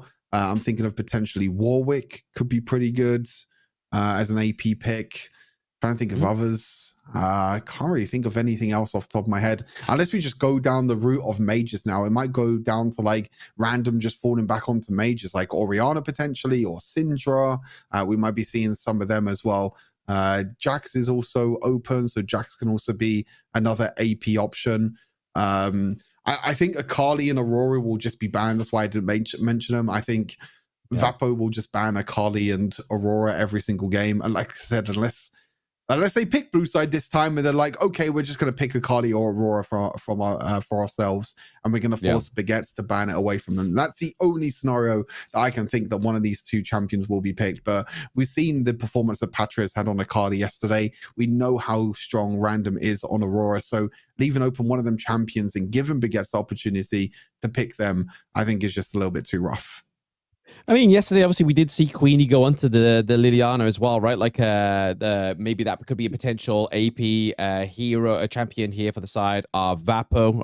Obviously, because I don't think the Akali, like you said, the Aurora is not going to come through here as well. Rumble already been taken off of the Rift as well. But yeah, like we haven't seen teams kind of like focus onto the Volley Bear yet. Obviously, that does give over a little bit of AP here for the teams if they really want to kind of try and get an AP carry, then just have a little bit more AP. Like last time when we saw Vapo actually draft the Rise, they had the Volley Bear there as well with the Rakan. So maybe they try and go for, like, we've seen Baguettes go for the Orianna as well. So I feel like there is still potential pickups like mages. Here. I think the Baguettes might fall back to mages. This is what they did in the previous series yesterday. They fell back to the Orianna. They might be maybe prioritizing things like Aurelion Sol, Syndra, Ari could be another possibility for Random. We know how strong Random is on these solo lane picks. Like we've seen already from Fiora,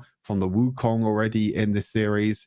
So now it's about because there's only so many picks that you can go for until you think to yourself, okay, now we have to think of some mages instead. Now we have to think of maybe some tanks. I mean, Garen's off the card and Ornn is off the cards, but yeah, it'll be interesting to see how game number 3 goes. Yes, exactly. I mean, maybe a contestation for the Galio maybe comes through here as well. Obviously, that's generally been a good pick into these team fights, especially if they have quite a bit of team fight engage, obviously using that taunt, really going to kind of like stop the pace there as well. But yeah, I mean, obviously, I can imagine Ziggs is pretty much non-existence now within the meta. Obviously, there was a point in time where that came through, but I don't think anything's off the cards, right? I mean, you saw game number 3 from International Jobcenter. Obviously, we had the Seraphim, we had the Morgana, we had all these picks that we have not seen over the battles or the showdowns for quite some time. So I feel like maybe Baguette could be like, you know what, let's try and go for a very inexpensive draft and let's see if we can win with it. But it looks like Vi is going to be the prio ban here potentially for Baguette, going back onto the blue side as well. Why are Vapo picking red side every time? What are we doing? Like, we're just giving first picks over every time. What are we doing, man? What are we doing? Okay, well, I mean, it's gonna have to be a Carly. The problem as well with picking red side is you are forced on the same bans. There is zero flexibility on red side because you're forced to ban the OP picks because otherwise Baguettes are just going to pick them up. So you're forced to ban Akali, you're forced to ban Aurora, and you're forced to ban Ezreal this game because Baguettes will leave the Ezreal open and they will try and first pick it for themselves. So, and if you ban something else, they're just going to first pick the Aurora. They're just going to first pick the Ezreal. So yeah, this is also one of the problems I feel like for red side, that you're forced to ban away the OP champions and you have zero flexibility because you don't have that first pick option. And that for me is just a big question mark for Vapo, is like, why are we picking red side? But maybe they have something cooking this time around. We'll have to wait and see. We'll have to wait and see, but it's not going to be that niddly, right? Obviously, even though they're on a blue side here, they're not going to try and like say, hey, let's see if the niddly gets through out this ban phase here. Let's see if we can get that Ezreal, but it's going to be the case and point here. Like you were saying, Stu, that when you're on that red side, you're forcing out those same bans, the Akali, the Aurora, Ezreal. It's been the same ones throughout the past 2 games. Obviously, last game, it was the Lee Sin in the first 3 bans for the side of Vapo, but now, obviously, as we're getting further into this fearless draft, looking at that AD pool as well is going to be a good point.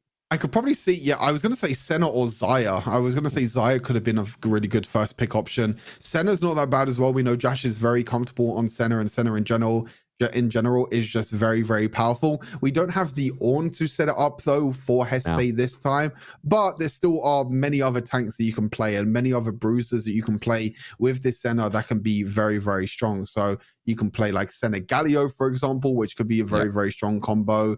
Senna first pick. No real big surprise here for Baguettes. Like I said, I was expecting it to be Xayah, but they actually take away the Galio in the end. Interesting. I mean, it's going to be paired very nicely, right? Obviously, the hero's entrance with the fly-in of the dragon form of the Shyvana, right? Like, if you can take flight and then get that big AoE knock-up into potentially like these neutral objective team fights, could definitely be the game changer here for Vapo and what they were looking for in game number 1 and game number 2. But it looks like potentially here, Final Wax, Random, or Patris going onto the Jax here as well. Already kind of getting a bit of AP damage for the side. Also, the Counter-Strike as well, going to be able to be a good means of access into the backline. So really here, for the side of Vapo, like, what kind of ADC are we looking at them go for here as well? Ooh, set. Interesting. So is that going to be set support, though? Imagine. Honestly, I'm not going to lie.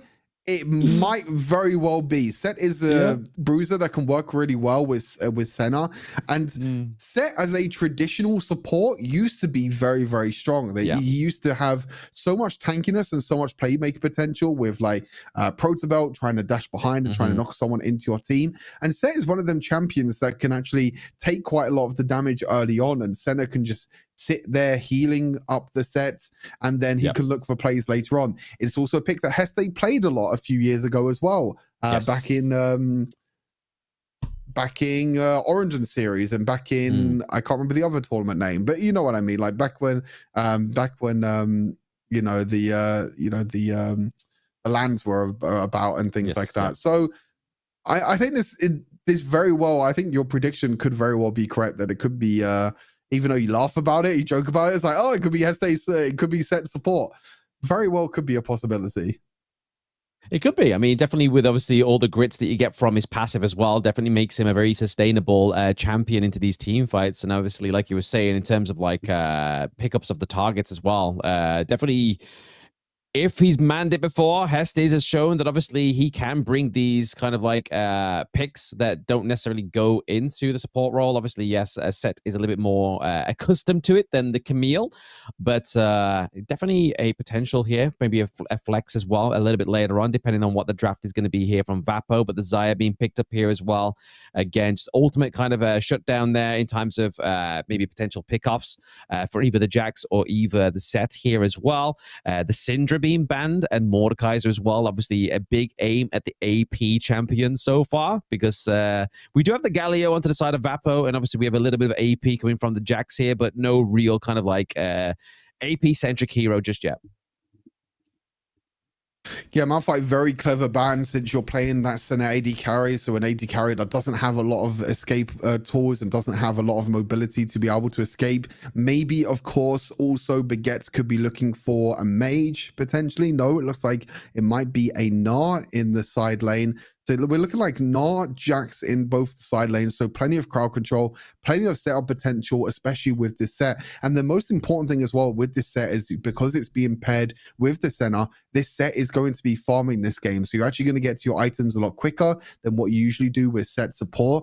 This is another throwback pick. Like, we saw Heste with Rakan before. Now we see Heste on set. These are just all throwback champions. They're just showing the love of, like, I guess from when I was backcasting before, and they're showing the love of Wild Rift and what it was like a few years ago, because some of these picks are just they're wild and I absolutely love it. Definitely, obviously, they needed a bit more AP. Obviously, we did allude to the Liliana for the side of Vapo, but not actually Baguette's picking this one up this time around. So that's going to go off the final wax and the brand pick here as well for Vapo. So mid lane, obviously, can have a lot of bounce damage with that ultimate, as well as obviously CC. Crowd control can be pretty crazy with brand here, but overall, I mean, there is, it's looking more like they are very sort of AP focused, right, onto the side of Vapo. Like, obviously, yes, they have the Zaya for AD, and also Volibear can do AD as well as Shyvana, but overall, it's looking very AP heavy here for the brand. I think it's a decent mix, to be fair. I mean, they have their AD carry, they have their AP carry. Volibear is mixed, Shyvana is mixed. I think they're completely fine. Galio won't build damage, so that doesn't really matter. Galio's a tank anyway. I think the brand is going to have a very difficult time, though, this game. I mean, you are against a lot of melee champions, so usually this is actually the perfect game for brand to try and play against these melee champions, because you have so much setup tools. You have your ultimate, like you said, you have a lot of splash damage and a lot of spread damage that you can do in team fights. But the problem is staying alive during these team fights and actually having enough time to use your abilities, because the problem with brand is kind of the same as someone like Senna or Misfortune or what we were talking about before, is that brand doesn't have a lot of mobility. So when you're playing against the likes of Random on Jax, when you're playing against Mega Gnar, you're playing against the Set engage, and you're even playing against Lilia as well. These are all tools that can get on top of the brand so quickly. And you can see that even with his summoner spell choice as well. He's going for more defensive summoner spells and a defensive rune. Phase Rush to give him more mobility, as well as the Ghost. So he's not going for this aggressive damage style with something like Electrocute or First Strike. He's going for more survivability, because he knows that if he gets jumped on by any of these bruisers, that it's going to be pretty much dead meat as soon as he has a chance.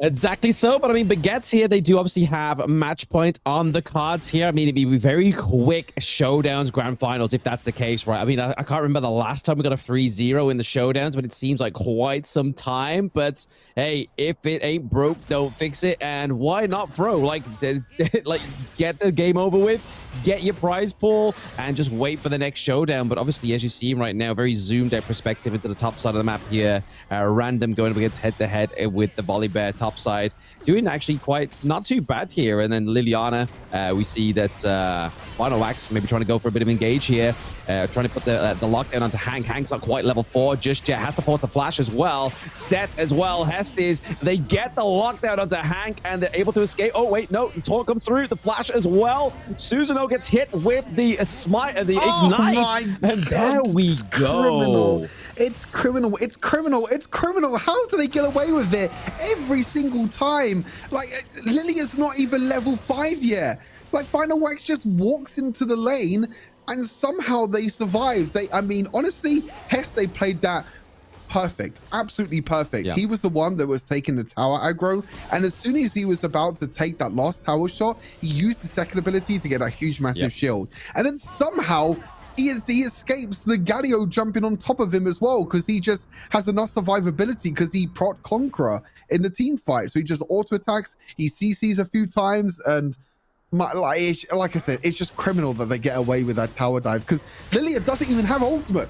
Like, so she's walking in trying to use all her abilities, but what can you really do as a Lilia? Like, you're just running around just using your abilities. Like, oh man, it's just absolutely insane how they get away with it every single time. But like I said, I mean, Heste again, I mean, MVP of the series for me, for sure. Heste has been absolutely incredible. Damage onto Hank already, man. Like, that's like, this is a Lilia that's not doing like, has any items, right? Like, she is still like stat with just one book. She has obviously the magic pen boots here, but normally you're waiting for a little bit of a while for the itemization to come through for this the pick to shine into the jungle here for the side of Final Wax. But Baguette are like saying, hey, we're not going to let that stop us. The taunt does come through here as well. It's going to be the pullback once again from Hestes, but the damage is being done onto Susanoo, so they have to be careful. They have to proc the fruit here, but it's all going to go over to Lilo here to keep himself alive. Once again, playing down to the bot side of the map is going to be Lilo on this AP.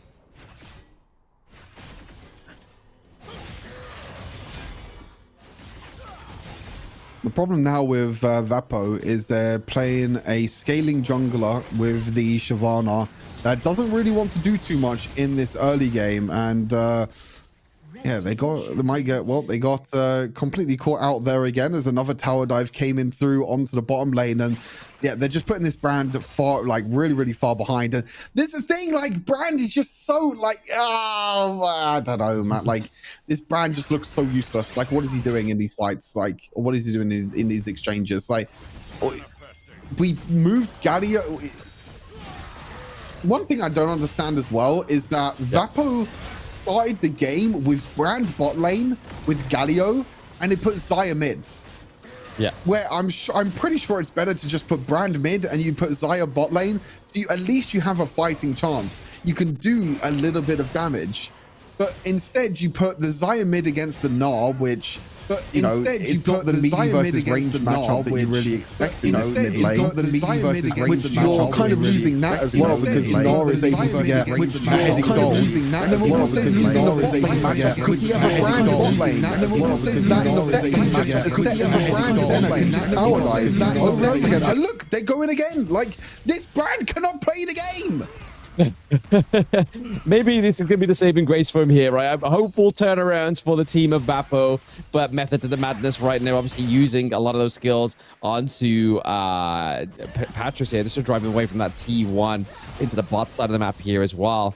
But you have to give it over to obviously top side here. Obviously, Volibear putting the pressure on. Obviously, be able to kind of force them under that T1 as well, as especially when these neutral objectives are coming through as well. But pressure-wise, I don't think it's going to stop Baguette anytime soon. They're looking to maybe try and formulate around this Enchanted Ensemble just to enforce their wave clear and pressure into the lane so far within the game.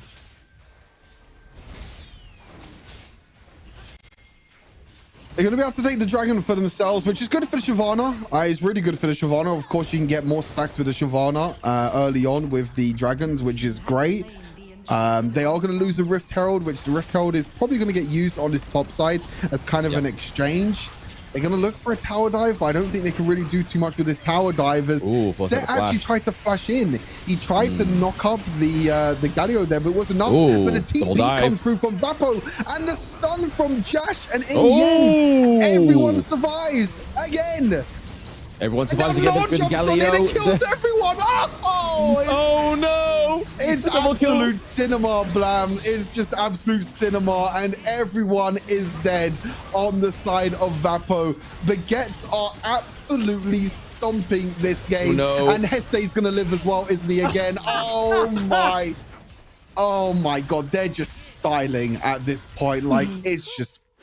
it's picture perfect every single time. Every single little decision that Baguettes make is just always the right decision. And watching this type of gameplay, it's just absolutely perfect. Yeah, they're playing to their timers perfectively, right? Like, they're just, like, obviously activating the grids perfectly here. Obviously, procced in the Conqueror as well on this set. But then, ultimately, you see that, like, obviously, Susanoo went for the Grand Entrance as well, right? The Hero's Entrance, the ultimate from the Galio, and obviously hit nobody. Yes, obviously, it was trying to just maybe, like, zone them away from, obviously, advancing onto Hestes here, but it just delayed the inevitable and obviously forced over. Now 7 kills ahead is going to be Baguettes here. I mean, they look to trade the T1s top to bot side, and they didn't get a single T1 anyway. So really a huge dominant performance here from the side of Baguettes once again. I feel like it is going to be a 3-0. Vapo, I mean, what is their way into this one? I mean, is the late game going to come on right now? Obviously, they do have a solid front line, but Hank's not having the great performance here onto the Xayah. Top side of the map here, 1v1 going down random against the Volley Bear. Just once again, takedown. I mean, Isaiah, I don't think you want this fight. Nope, you're just going to back off instead. I mean, how did Vapo come back into this, Blam? Like, this looks already over from this point onwards. So I'm like, oh no, the brand's gonna get stunned. And he's just gonna get slam dunked. Like, this is the reason why you don't pick brand, because this champion can just not do anything in these fights. Xayah is trying to do a bit of damage into the backline here. It's gonna flash away. Narc and maybe jump on top of him, but nope, he's just gonna be able to escape from now. But now, final wax. He's like, yeah, you're not escaping today, buddy. Birdie, come right back here. He's like, you know what? I'm going to show you how to use Flash, and this is exactly how we do it. I mean, they are just playing a bit of a tip for that there, just like doing a bit of a jig into the bot side of the map here. Queenie going to get taken down. Susanoo comes in with the entrance as well with the Volley Bear, but is it going to be enough? The shutdown finally does come through onto Hestes, but now they get the takedown onto their big damage outputs, and Xayah is down. She's now back onto the Rift, but Susanoo may be the next victim here. So if Hank does come back, he may lose his support. The leap in, the counter strike as well for the triple kill. It's going to go over to Patris. He's going to get the Mega Gnar soon as well. Oh, 2 more tower shots. He needs to be a little bit careful. Maybe he's greedy for the quadra kill here. No, he's just going to go back off instead. I mean, look at this, Blam. 15 to 1, 14,000 gold lead in 10 minutes in this game. I mean, Vapo tried to be the more aggressor in this game. They tried to go for plays, like you said, the cross map of them using the teleport down the bot lane to try and get a tower. They didn't even win the fight. They didn't even get a single kill. They completely wasted Volley Bear's teleport. Then Baguettes were able to get a free tower in the top lane, free tower in the mid lane, and still win that team fight in the bot lane as well. And Heste is going to go in again with this set pick. The sleepy trouble bubble comes on through, and he's going to wait for the perfect time for Xayah to come back up. And Final Wax is running wings around Vapo right now, and Shyvana's just like, guys, I repeat, I am doing dragon, do not fight. I repeat, do not fight. I am doing, oh wait, my team's dead. Well, yeah, I mean, what do you do as a Shyvana at this point? You're trying to farm for your stacks and your whole team is just dead. Exactly, like that's the thing, like obviously with Shyvana, getting the stacks is kind of like a vital thing here in terms of scaling for the side of Vapo, but what good scaling if you have no team that's going to be falling behind you. But right now, obviously, the takedown onto Patris is going to be huge, but trading Patris for a Baron Nashor is not a good trade deal.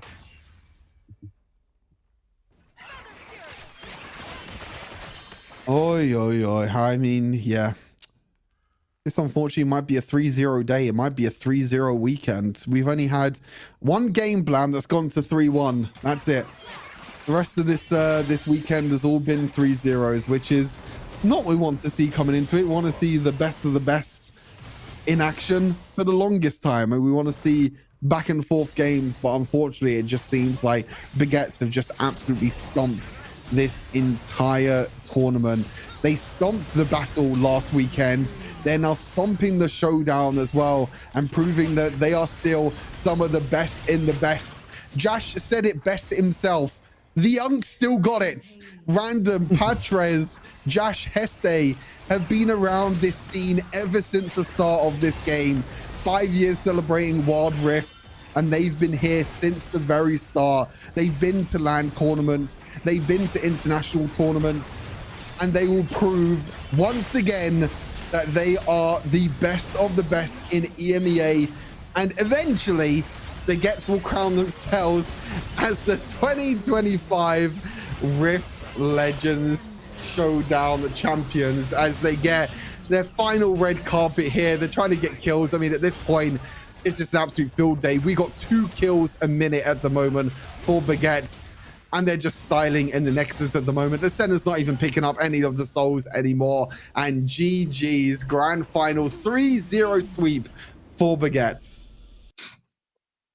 Damn, it's been a 3-0 day, but your grand finalist is going to be Baguettes here once, actually not once again, but it's going to be random for the back-to-back showdowns as well, being on the winning team both times around. But like you were saying there, Hesties, we have Jash as well as Random, all kind of carrying this scene, still coming through with it, still showing that they are the dominant players and why they were kind of like top dogs when EMEA was having that kind of like top-level esports scene within Wild Rift as well, right? So congratulations to our first place. Obviously, Vapo taking second place once again. Unfortunately, the CIS have to take a seat down once more. And then Jobcenter being our third place team with that 3-0 against a Mango. The final bracket is done. Another year of Wild Rift EMEA is over. And the Rift Legends Showdowns winners, Baguettes, they stomp it all. They stomped the battle last week, and they stomped the showdown this week. And I mean, I think they only dropped 1 game over the past 2 weekends, which was the game against International Jobcenter, which, as I said, in itself, I feel like yesterday's semi-final between International Jobcenter and Baguette was kind of the final. I was maybe expecting a little bit more fight from Vapo in this grand final, but I mean, heads and toes, like they're just so much stronger individually. Like Heste, the performance on Rakan with knockups and sets, Random just getting solo kill after solo kill constantly, Patras with the plays, Final Wax being put on carry junglers this time really shows the potential of this player and why he's considered one of the best in EMEA when it comes to junglers. If you can put him on a carry jungler where he's able to have the agency to do what he wants, then of course he can do an incredible job. And Josh is just the stable point at this point. Like, he just never dies. He always positioned well in team fights. And yeah, that is why Baguettes are the best of the best. Exactly. And on top of that, obviously they didn't even need the Nidalee, right? Like, going into the finals here, yes, obviously one of their stellar performances by Final Wax yesterday was on that Nidalee pick. And this time around, it's like, you know what? We know it's going to be contested for Queenie because Queenie also had a fantastic performance on that champion yesterday. And it just shows that, obviously, like you were saying, the champion pool here for the side of Baguette is just so deep and runs so thick here for this team that it doesn't matter, right? Like, they have what it takes to play the Fearless Draft. Maybe Vapo isn't quite ready for the Fearless Draft just yet. And I feel like that series right there may have just really just solidified that fact, especially that Game 2 draft.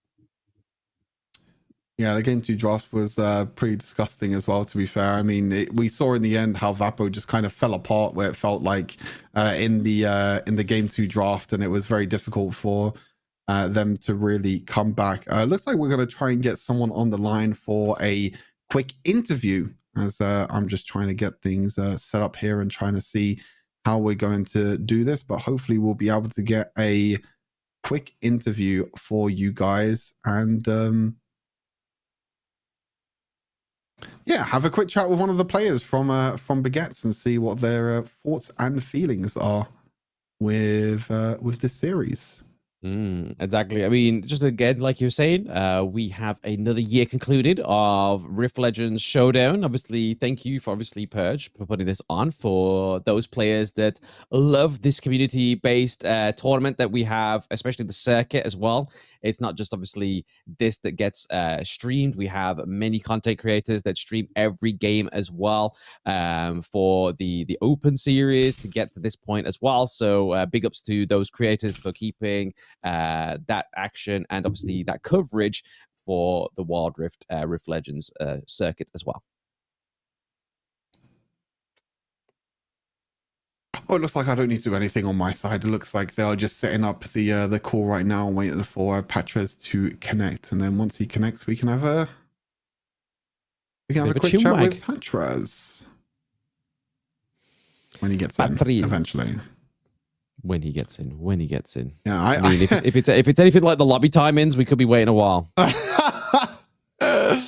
I mean, it's like I said. I mean, I had a quick chat with Josh yesterday, and he was saying to me that the Young still got it, and it's great to see the players like Josh, Heste, Random, Patres still around. I mean, I remember casting Patres and Heste, all the way back in 2022. Now, 3 years ago, that was back in the WREC. That feels like an absolute lifetime ago now, to be fair. Not too sure if Josh actually played all the way back then in 2022. Can't remember. I don't actually think he did, but yeah, he's been around for quite a long time. Maybe it was a sub. I can't remember at this point. But yeah, I mean, all these players have been around for a while, and it just shows that, yeah, pretty insane. Oh, it looks like people want Heste to jump on instead. Oof. They want Heste. I mean, there's a clear favorite clearly onto the side of Baguettes here. No one asked for Josh. Or Final Wax. I know Final Wax won't get on. I know that for a fact. I know for a fact if I ask Final Wax to get on, he will instantly say no. He's like the shyest person ever. It was like the one thing I remember from Final Wax is when we was at the LAN, when was the French LAN now? That was like 2 years ago. No, that was 2023, right? Yeah, that was 2 years ago now. I just remember playing Arena with him in like a little gaming bar sort of thing. Like, oh my god, that is kind of funny, to be fair. Yeah, I know Final Wax would say no. Josh would probably say yes. I don't know about Heste. Heste would also probably say yes, but I don't know at this point. Exactly. They just had a clean 3-0. I mean, it's not like they sweated that often, right? I mean, that first game was probably the biggest sweat that they did out of that entire series. So I feel like maybe they've all still got the energy, right? I mean, it's only like, 9 p.m. potentially for those Europeans over there. It's currently 8:18 for us over here. So, yeah, they definitely got, even though it's quick day. They're still, exactly, it's quick day, quicker than yesterday, man. Like, the only contestant we had for a full best of 5 was, like you said earlier, when we had the potential grand finals, which was obviously Baguette and International Jobcenter, which was that 3-1 victory there.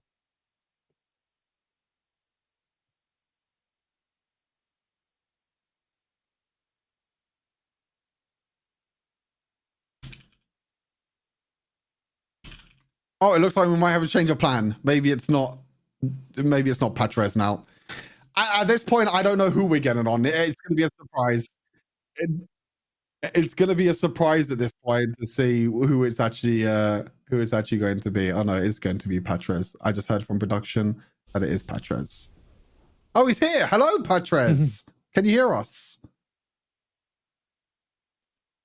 I cannot hear you guys, actually. Oh, there we go. We can hear him. I couldn't hear him for a second, but now I can hear him. How are you feeling, Patres? How was the... Okay. I mean, it was kind of easy, I guess you could say, in the end. I don't want to be rude, but it was kind of an easy, clean sweep for you in the end. Well, I would say we were like really well prepared. We did some drafting. We actually scrimmed a lot this week. And we were just really prepared for anything. We were even like looking for some cheesy picks, as you can see, the cooldown Gragas or like Camille support, which is actually a great answer to Bard on support. So I think it was just preparation, honestly. Yes, very well prepared there for your team. Obviously, you win the first place here. Obviously, last time around, it was International Jobcenter that won first place. So any ideas what you're going to do with the prize pool money? Any ideas? Maybe you'll recharge your account? Not yet. I don't know what I would do with the prize money, but I think for sure I'm gonna eat well, like at least once with the prize money. I think one thing I mean I was talking a little bit, Patrez, about like you're kind of like I guess the UNC team in the end, with so many of your players obviously playing Wild Rift for so long. A lot of you have been playing the game since really the very start as well. What to you is one of the main reasons why you keep coming back to the game, why you keep competing? Is it the players you're playing with? Is it the community? Is it just the fun you have for the game? What keeps you coming back and playing? Because like I said, yourself, Josh, Heste, Random have been playing since really the start of the game, and it's been a crazy ride to see you perform all the way up until now. Well, for me, I really love the game, especially the competitive part of the game. For me, it's really just hobby, passion, everything. My teammates, actually, right now, I feel really great in our team because even when we lose a game, we, instead of tilting, we just analyze, we get better, we improve. And I think it's the real like Cinderella story where we were top 8, top 4, like it was not good since the beginning of the team. But as we like grew together, as we played more, I think we became really strong at the end. Anything else, Mr. Blam? No, that's it from me. I mean, obviously, other than congratulations, finally for getting that top 1 spot as well. So well played to everybody on the team of Baguettes, and look forward to seeing you in the next showdown. Thank you. Yep. Thank you as well. Hopefully, fingers crossed, we get some more news and we get some more updates on what's going to happen next year. But I think, yeah, overall great performance. And yeah, hopefully you carry on enjoying the game, and hopefully you keep on giving us some banger games as well, and some crazy Akali plays, because I'll definitely remember that one as well. The Akalis from yesterday was very, very clean. So very well played, Patrick, and congratulations again. Thank you. I felt like Chovy for a second, to be honest. Chovy on mobile, you heard it here first. Chovy on mobile. Thanks again, Patrick. Speak to you soon. Thank you. See you as well. Bye-bye. Oh god. Chovy on mobile. There you go. Patrick, Chovy on mobile. I mean, if that's the case, then I mean Josh is Gumiyushi, Carrier is Heste, and I mean Random is just Faker in the end. There you go. The whole team's really come on through there. It's just a dream team in the end for Baguette. But yeah, that's gonna do it for another year. As we already mentioned, 2025 is nearly upon us. We're in the middle of December. And yeah, we will see what next year brings. Of course, keep an eye out on social media. Keep an eye on my social media. Keep an eye out on the Purge Discord. On the EMEA, sorry, I should say Discord, not the Purge Discord. Keep an eye out on the EMEA Discord, which I'll put in the YouTube chat now and the Twitch chat now. If you want to keep up to date with all the EMEA news of what's going to be happening next year, what the plans are, everything will be announced over on that Discord. So yeah, make sure you stay tuned there. Any closing thoughts, Mr. Blam? No, once again, just thank you for having me. Obviously, he wasn't able to make the battles because obviously prior engagements there. But once again, obviously, we introduced the community back to Rafa as well. Obviously, he got to shine a bit of a spotlight when we had those questions with the dev as well. What a great opportunity it was for him and for everybody to just have like a bit of a trip down memory lane. And I feel like having the showdown towards the end of this end of the year kind of like finalizes it and shows that there is still love in the community. Because I feel like that was the one message that I got from that whole kind of like Q&A between Rafa and the devs. Was just all about kind of like the community-driven stories that they love to hear at Riot. So once again, just more stories being built for Wild Rift community. Yep, 5 years of Wild Rift. It really has been 5 years of Purge putting on these tournaments. You know, even from the very start, Purge was one of the first companies that kind of approached me, or the first, I guess, organizations, whatever you want to call them, that approached me, that was like, hey, we want to run tournaments, we want you to stream them, we want you to co-stream them and everything as well. And since then, it's been non-stop, I guess, grind and a non-stop growth of the EMEA community. Just to see everyone still engaging together, everyone still having a great time is all you can really ask for a video game. As long as everyone's having a great time, then yeah, we will all be happy at the end of the day. So that's going to do it for now. Thank you to production as well behind the scenes for doing a cracking job over the last few weekends. Thank you, of course, to Blam as well. And thank you for everyone for watching. Until next time, stay safe, have a good Christmas and a new year. And hopefully we'll see you all in 2026.